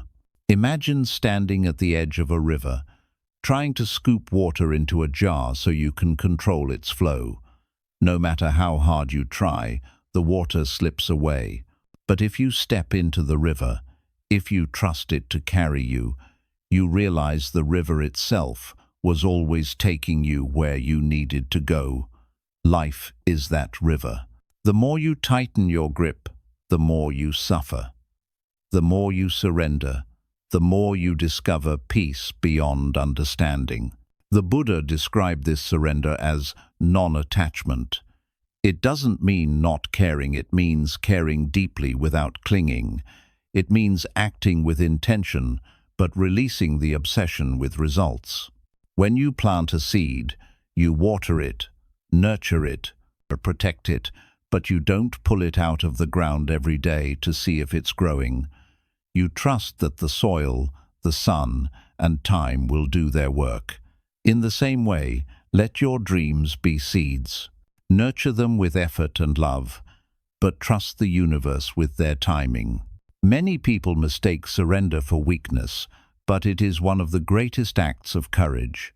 To surrender is to admit that you are not the center of the universe, that there are forces at play far wiser than your plans. It takes courage to let go of certainty, to say, "I don't know what comes next, but I trust it will lead me where I'm meant to be." This is the essence of faith, not blind belief, but deep alignment with the natural flow of existence. When you stop resisting, something beautiful happens. You begin to notice how life supports you in ways you never saw before. The right people appear at the right time. Doors open effortlessly. Synchronicities start to unfold, not because you forced them, but because your energy is now aligned with peace, not panic. Resistance blocks the current. Surrender allows it to move through you. But letting go doesn't come easily. The mind is addicted to control because control creates the illusion of safety. It whispers, "If I can just plan everything, nothing will go wrong." Yet, no plan has ever protected anyone from pain. Even the Buddha faced sickness, loss, and death. What protected him, and what can protect you, is not control, but clarity. When you are clear inside, no external chaos can destroy your peace. To practice letting life unfold, start by noticing your tension. Notice how your body tightens when things don't go your way. Your jaw clenches, your chest tightens, your thoughts race. This is resistance in physical form. When you notice it, breathe deeply and say to yourself, "I release my need to control what I cannot." Feel the exhale as an act of surrender. Over time, this becomes a habit. Your mind learns that peace is found not in fixing, but in flowing. Meditation is the most powerful teacher of this truth. When you sit in silence, thoughts arise, plans, fears, judgments, and your instinct is to control them. But instead, you watch them pass. You realize they are like clouds drifting through the sky. You can't stop them, but you can stop chasing them. Eventually, you realize you are not the clouds, you are the sky itself. Vast, spacious, unchanging. The more you practice, the more this realization seeps into your daily life. You stop fighting what comes and start dancing with it. Letting life unfold also means embracing impermanence. Everything changes: joy, sorrow, relationships, seasons, even your own body. This truth can feel heavy at first, but it is the very thing that makes peace possible. Because when you accept impermanence, you stop clinging. You stop trying to freeze moments, and instead, you live them fully. You taste your coffee more deeply, you listen more attentively, you love more honestly, because you know nothing lasts forever. Paradoxically, this awareness makes life richer, not emptier. Trusting life doesn't mean everything will be easy. It means you trust even the difficulties. The obstacles you face are not accidents, they are invitations. Each challenge teaches you patience, humility, strength. When you resist them, they feel like punishment. When you accept them, they become practice. The Buddha did not seek to remove suffering from life. He sought to remove our resistance to it. Because suffering without resistance becomes transformation. There is a story of a monk who carried a heavy water pot up a mountain every day. One day, the pot cracked, and half the water leaked before he reached the top. The pot wept, ashamed of its flaw. The monk smiled and said, "Look at the path where you leaked. Flowers have grown there." The pot realized that what it thought was its weakness was actually its gift. Life is like that. You may not see it now, but one day you will understand why certain things broke the way they did. The cracks were never mistakes. They were openings for light. When you surrender, you stop trying to force understanding before it's time. You allow clarity to come naturally, like dawn. You realize that everything makes sense eventually, but only when you stop demanding answers. Life reveals its meaning in its own time. The mind wants closure. The soul wants expansion. Surrender gives the soul space to expand.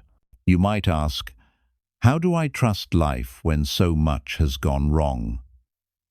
The answer is to look at how much has already gone right. You've survived everything that once felt impossible. You've healed from pain you thought would never end. You are stronger than every storm you've faced, not because you controlled them, but because you allowed yourself to move through them. Trust doesn't mean life will always give you what you want. It means it will always give you what you need.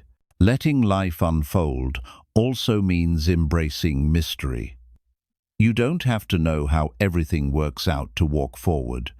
You don't have to see the entire path, just the next step. The Buddha taught right effort, acting with clarity and compassion in the present moment, without being attached to the future. When you live this way, anxiety dissolves. You realize you don't need to plan your whole life, you just need to be present for this breath, this choice, this now.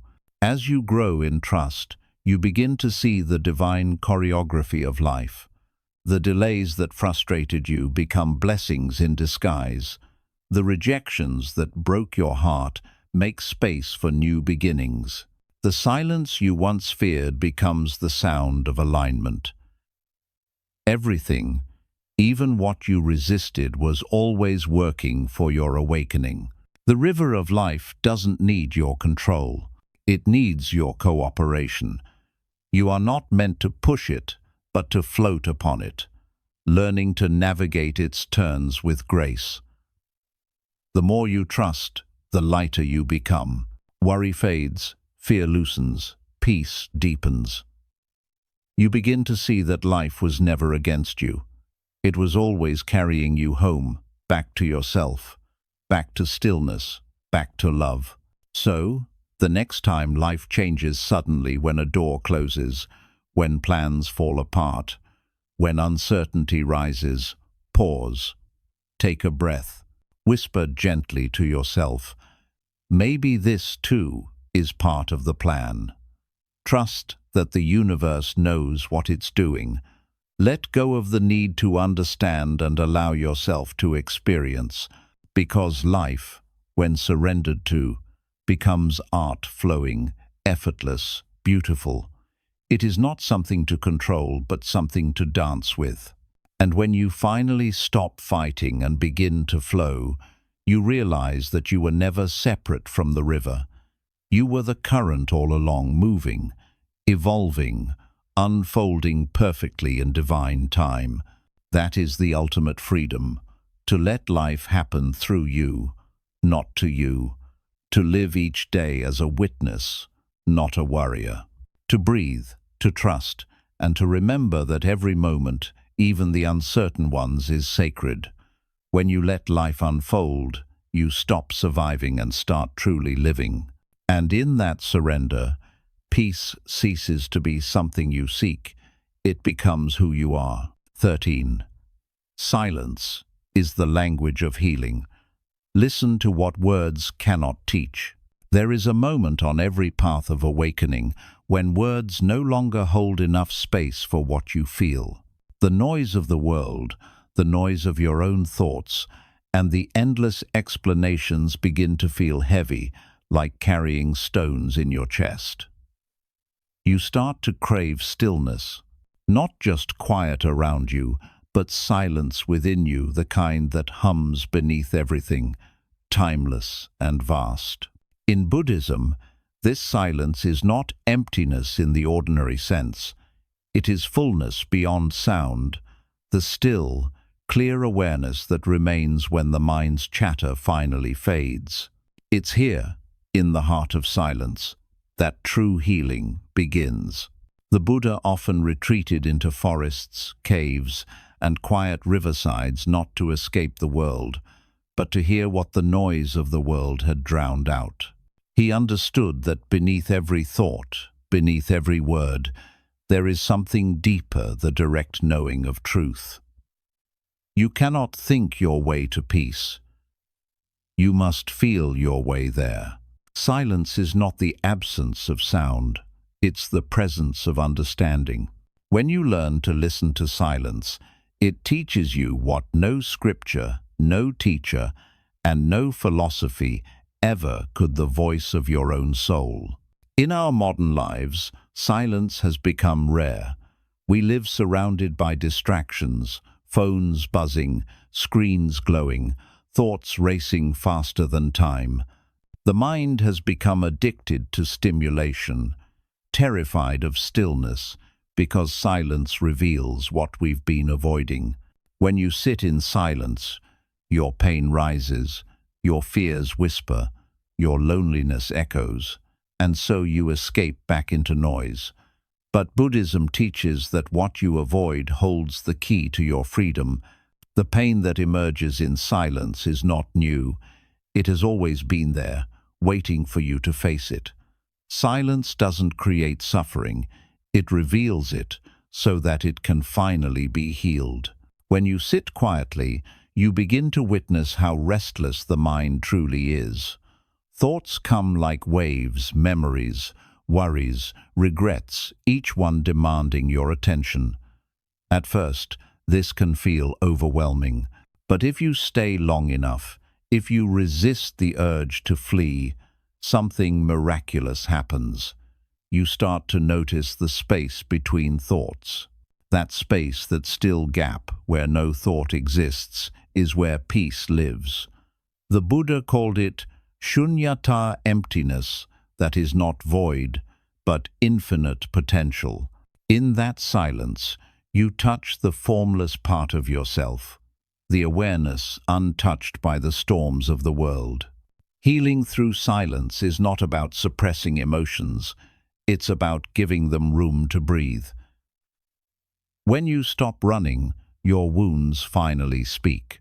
They might not use words, but they speak through sensations: a tightness in the chest, a lump in the throat, a deep fatigue that words cannot explain. Listen to them. Let them move through you like wind through trees. Do not label them as good or bad. They are energy seeking release. The more you resist them, the louder they become. The more you allow them, the quieter they grow.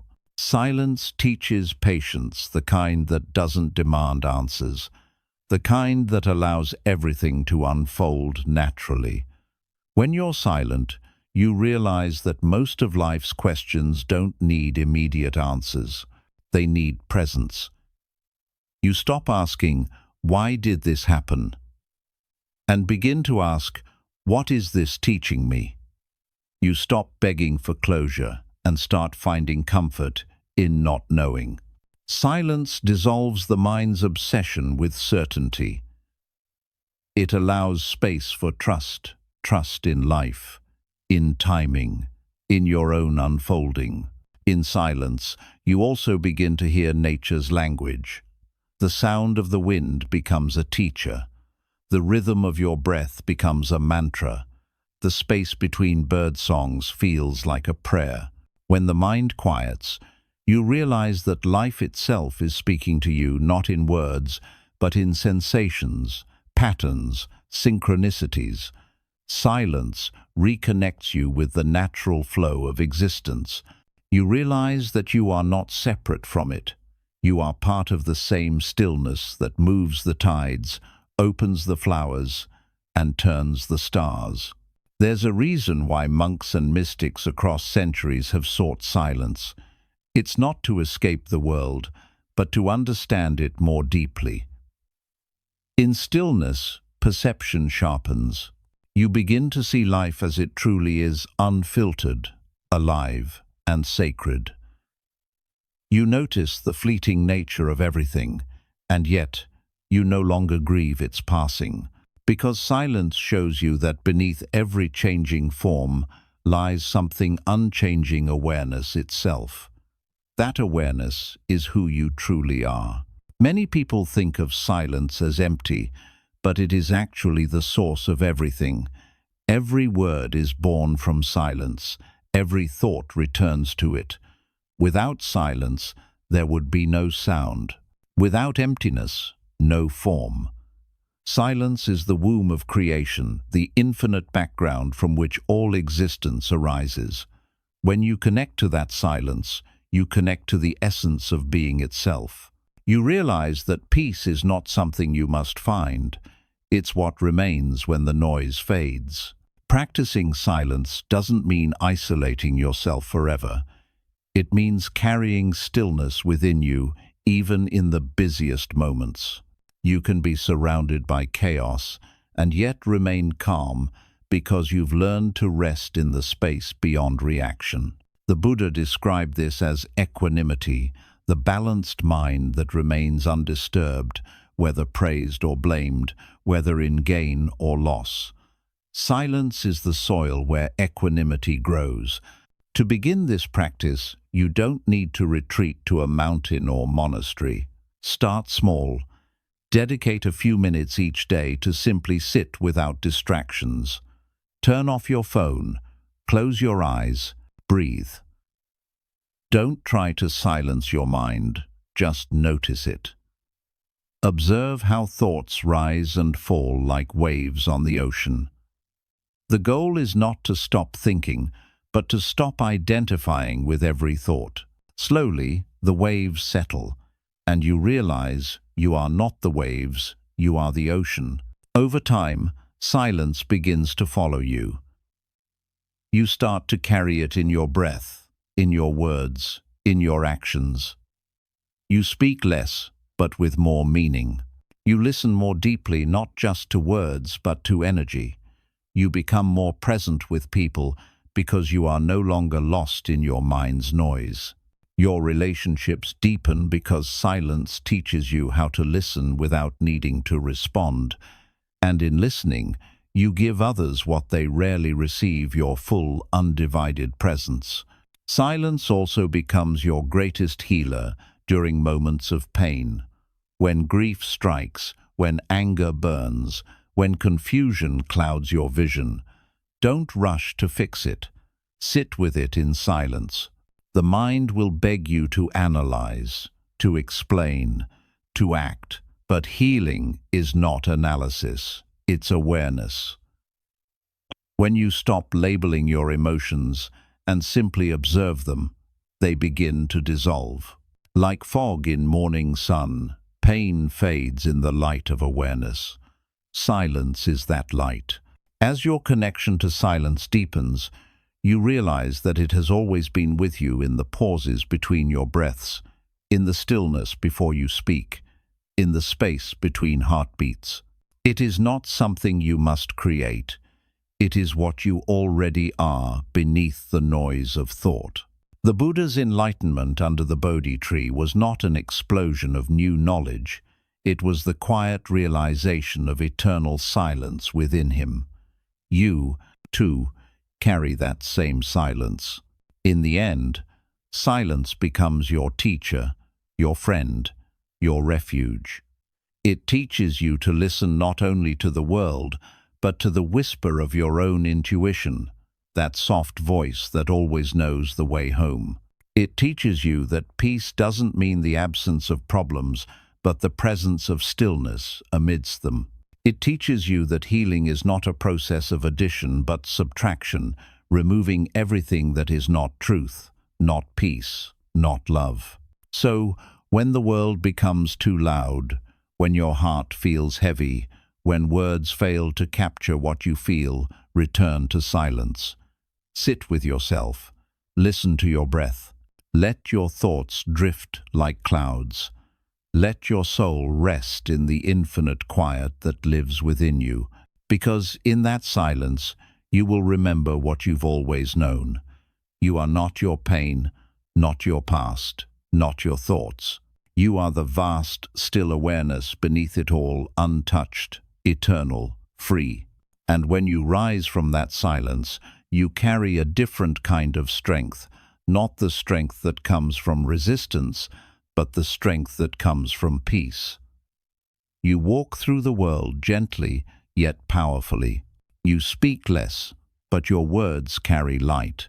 You move slower, but every step feels sacred. You no longer chase healing because you've realized that you are already whole. That is the power of silence. It doesn't change the world outside you. It changes the way you experience it.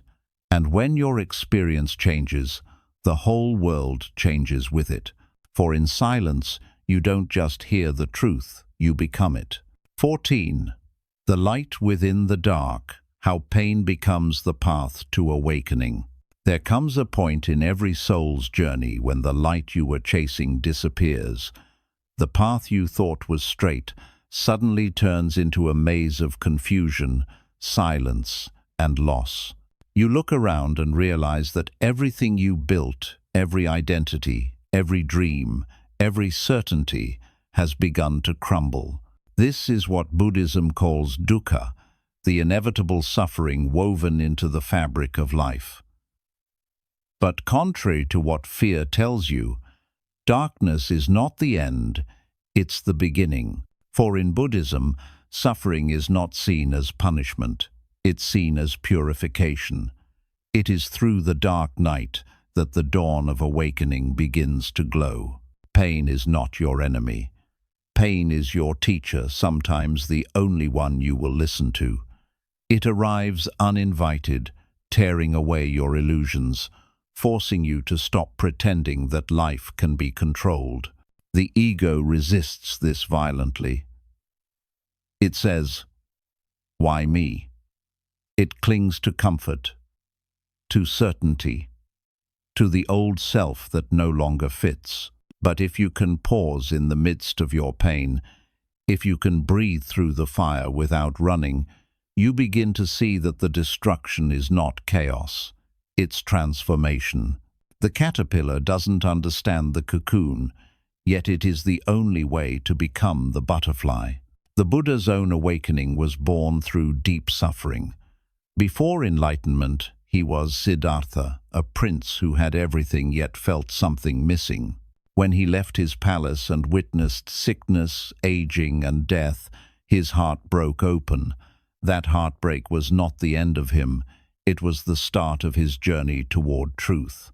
He discovered that pain is not a curse but a mirror. It reflects the attachments and illusions we hold on to. Once seen clearly, suffering becomes a doorway to freedom. When you suffer, your first instinct is to escape. You distract yourself, numb yourself, run toward noise. But every escape only deepens the wound. Buddhism teaches that the only way out of suffering is through it. Not by analyzing it or suppressing it, but by sitting with it in awareness. Pain demands to be felt, not explained. When you stop labeling your emotions and start observing them, they lose their power to control you. You realize that pain, like everything else, is impermanent, a wave that rises and falls, not an identity to carry. Sit quietly for a moment and remember the hardest times in your life, the moments that shattered you, the nights that broke your heart. At the time, they felt unbearable. Yet now, when you look back, can you see how they shaped you, how they made you softer, wiser, more awake? That is the secret truth of suffering. What feels like destruction is often creation in disguise. Pain cracks you open so that love, compassion, and awareness can enter. It humbles you, strips away arrogance, and shows you what truly matters. In the stillness of suffering, the ego dies, and that death feels terrifying because you've mistaken your ego for yourself. But the ego is only a shadow, a collection of stories, labels, and expectations. Pain burns those stories away, leaving you face to face with your true self, pure awareness, boundless and free. That is why, in Buddhist teachings, pain is sacred. It's the fire that purifies gold.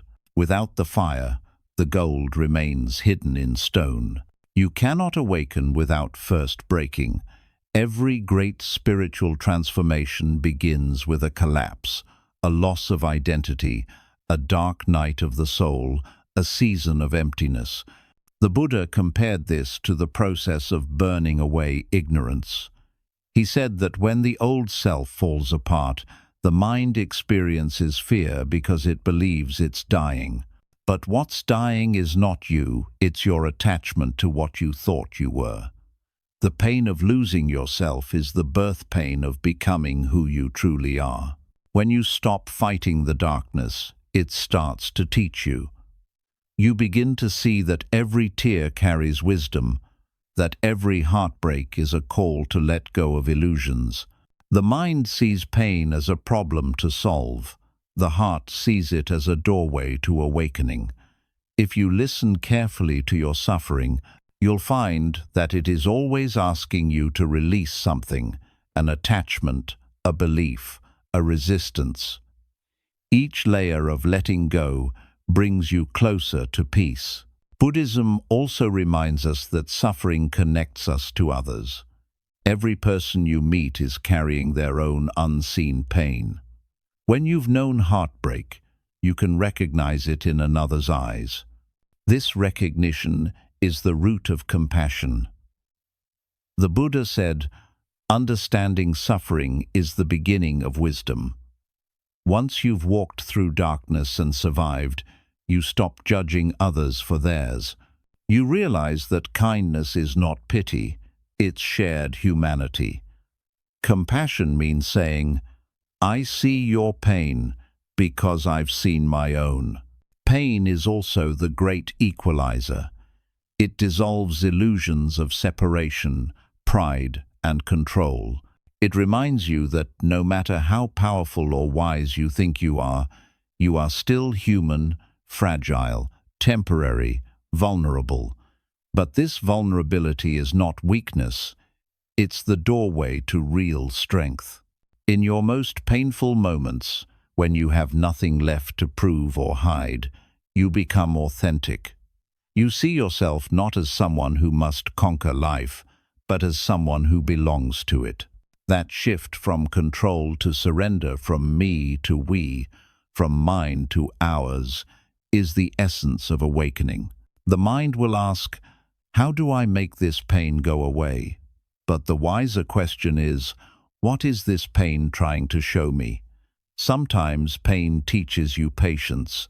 Sometimes it teaches you boundaries. Sometimes it teaches you to stop expecting life to be fair. And sometimes it teaches you love, real love.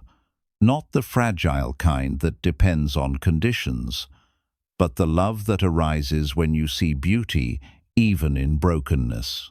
Meditation is one of the most powerful ways to transform pain. When you sit with your suffering in silence, without judging it, you create a space where healing can occur naturally. The Buddha called this vipassana insight meditation, the practice of seeing things as they truly are. When you observe pain without labeling it as good or bad, you begin to see its impermanent nature. You realize that everything you experience, joy, sorrow, fear, love, arises, stays for a while, and passes. This understanding dissolves attachment. You stop clinging to pleasure and resisting pain. You simply witness life's dance. As you deepen in awareness, you begin to experience a paradox. Even in pain, there is peace. It's not the peace of avoidance, but the peace of acceptance, the quiet knowing that pain and peace are not opposites. They coexist. Just as the lotus blooms in the mud, your peace grows through the soil of suffering. The mud doesn't stain the flower, it nourishes it. Likewise, your darkness doesn't define you, it refines you. In time, you come to see that nothing in your life has been wasted. Every heartbreak, every failure, every loss, all of it has been sacred ground for your awakening. Buddhism calls this karma's unfolding not as punishment, but as evolution. Each experience you face is a teacher guiding you closer to freedom. The soul learns not through perfection, but through contrast, through falling and rising, through breaking and mending. When you embrace pain as part of the journey, fear loses its power. You no longer dread the future, because you know that whatever comes, you have the strength to walk through it. You've learned that even in your lowest moments, something inside you, call it awareness, call it spirit, call it light, never leaves. That light is your true self. It may flicker in the storm, but it never goes out. There's a story from Zen tradition about a monk who asked his master, "How do I find liberation?" The master replied, "Who binds you?" The monk said, "No one." The master smiled and said, "Then why do you seek freedom?" In that moment, the monk realized that liberation is not something to reach. It's the recognition that you were never truly imprisoned.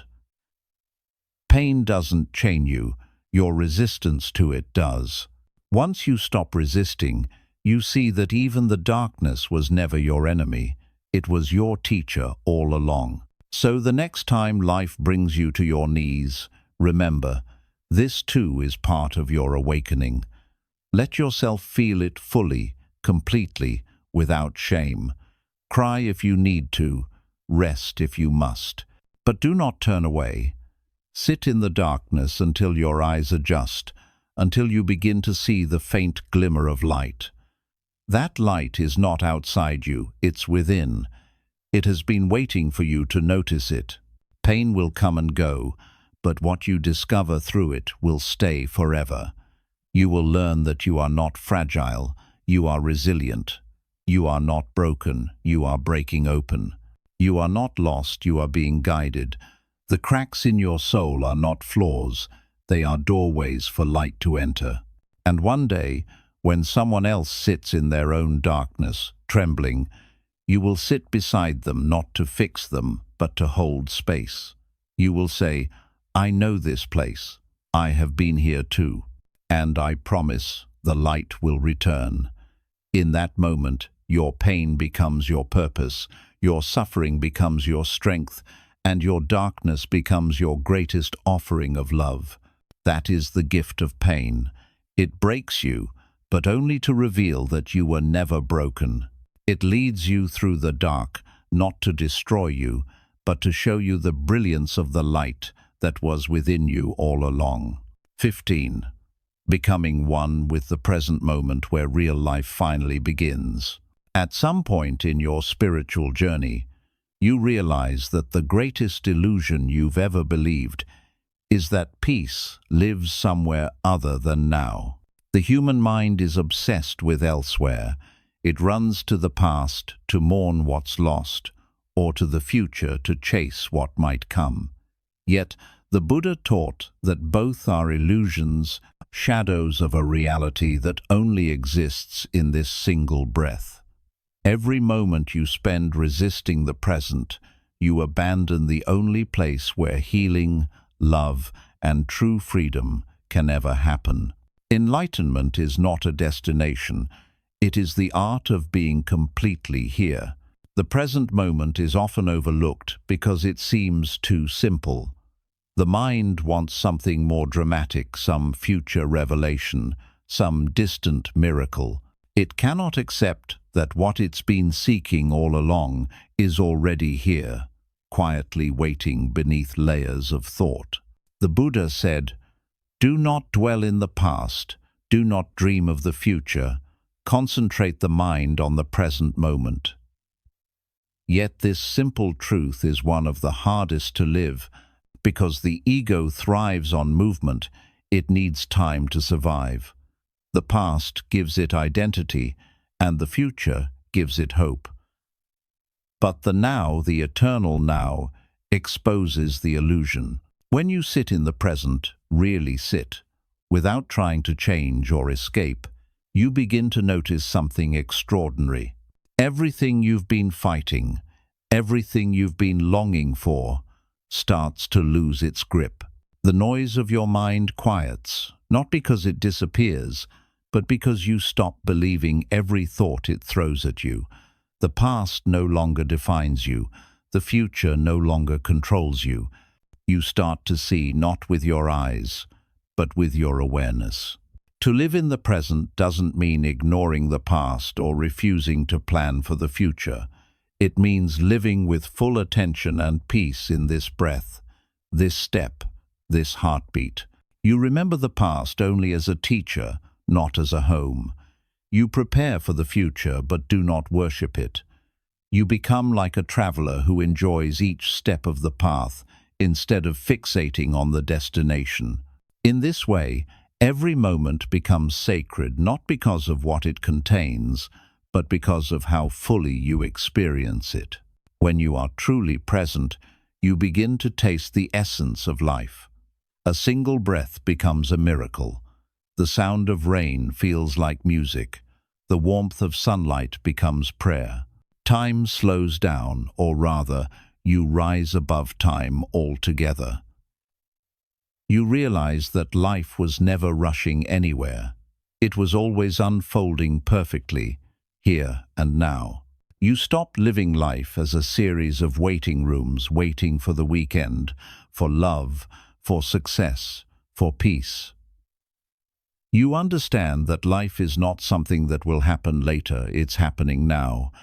But the mind resists presence because presence requires surrender.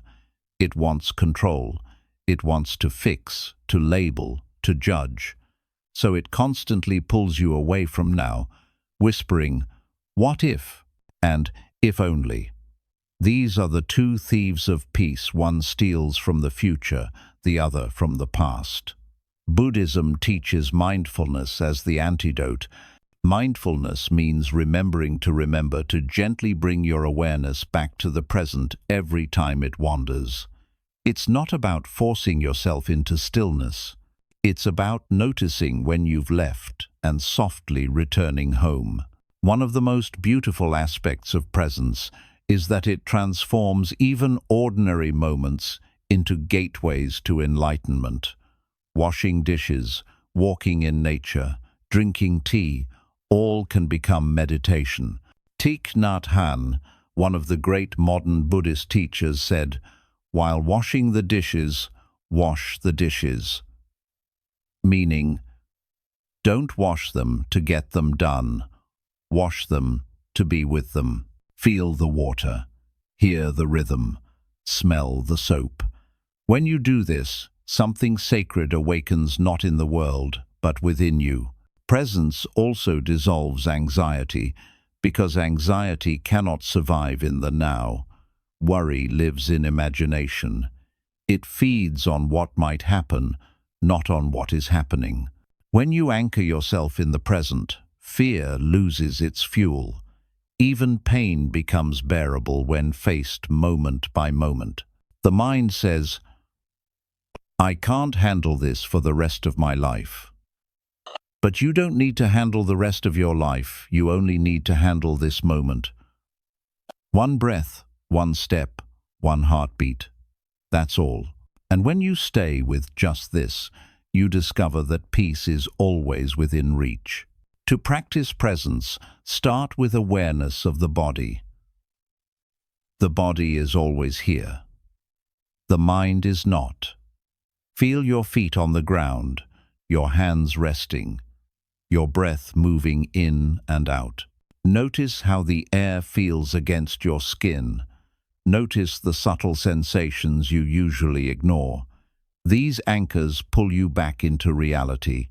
Whenever your thoughts drift, and they will bring them back to these sensations, you'll begin to notice that each time you return to now, something inside you relaxes.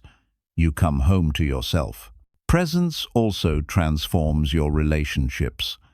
Most people don't truly listen. They hear words while planning responses in their minds. But when you're fully present with someone, you listen with your whole being. You stop trying to fix them, defend yourself, or prove your point. You simply listen. In that listening, something miraculous happens. Love becomes effortless. You realize that love is not found through words or promises, it's found through presence. When you give someone your full attention, you give them the rarest gift, the feeling of being seen. In silence, presence deepens. Meditation is not about escaping life. It's about entering it more fully. As you sit quietly, observing your breath or sensations, you train yourself to rest in awareness itself, the timeless stillness beneath all movement. At first, this stillness might feel empty, but soon you realize it's full of peace, full of life, full of you. This is what the Buddha called the unconditioned.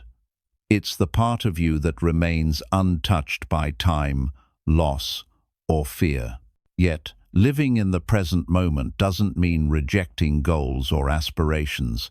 It means detaching from the outcome while remaining fully engaged with the process.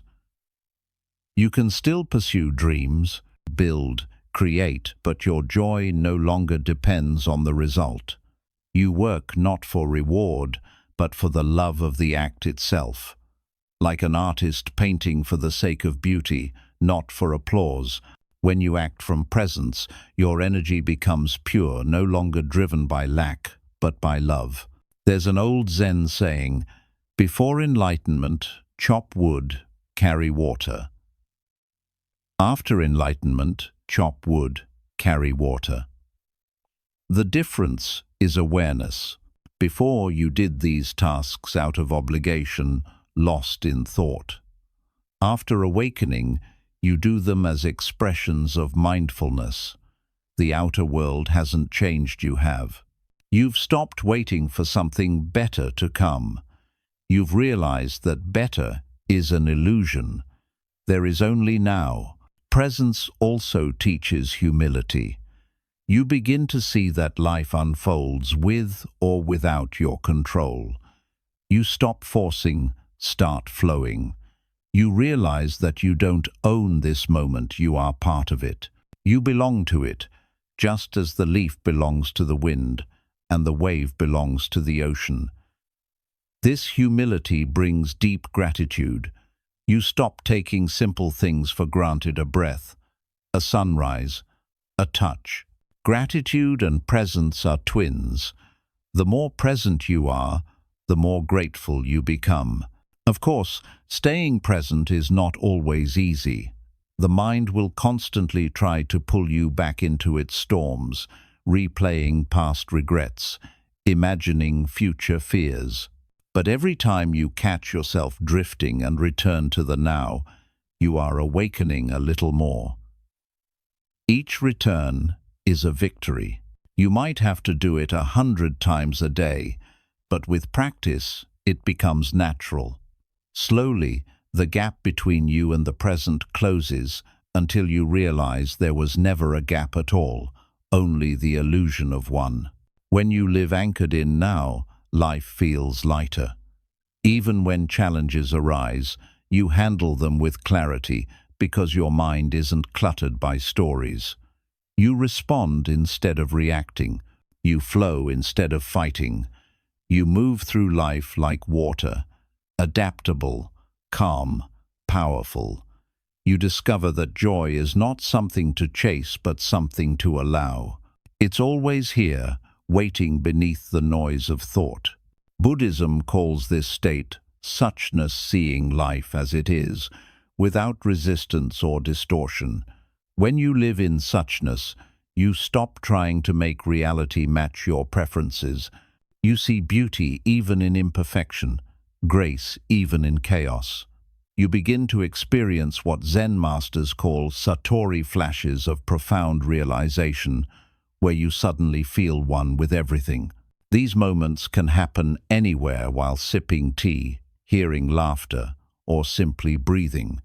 They reveal that enlightenment is not hidden in some distant temple. It's in this very breath. As you deepen into presence, you start to understand that the present moment is not static. It's alive, flowing, infinite. It holds all of time within it. The past is memory unfolding now. The future is imagination arising now.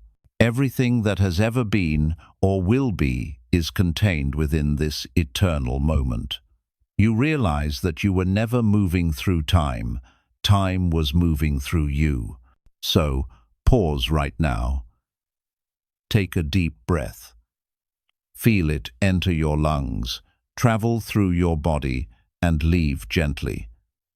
Feel your feet grounded, your heart beating, your awareness expanding. This breath is life. Not tomorrow, not yesterday. Just this. The mind may say, "That's too simple." But the soul whispers, "This is everything." The secret of peace is not in doing more, but in being more, being here, being aware, being alive. You don't need to chase enlightenment. You only need to stop running from now. For the present moment is not just where life happens, it is life itself. And when you finally learn to live here fully, completely, without resistance, you'll realize something timeless. The search for meaning ends because you have become one with it. You'll no longer wait for your life to begin, because it already has in this breath, in this stillness, in this eternal now.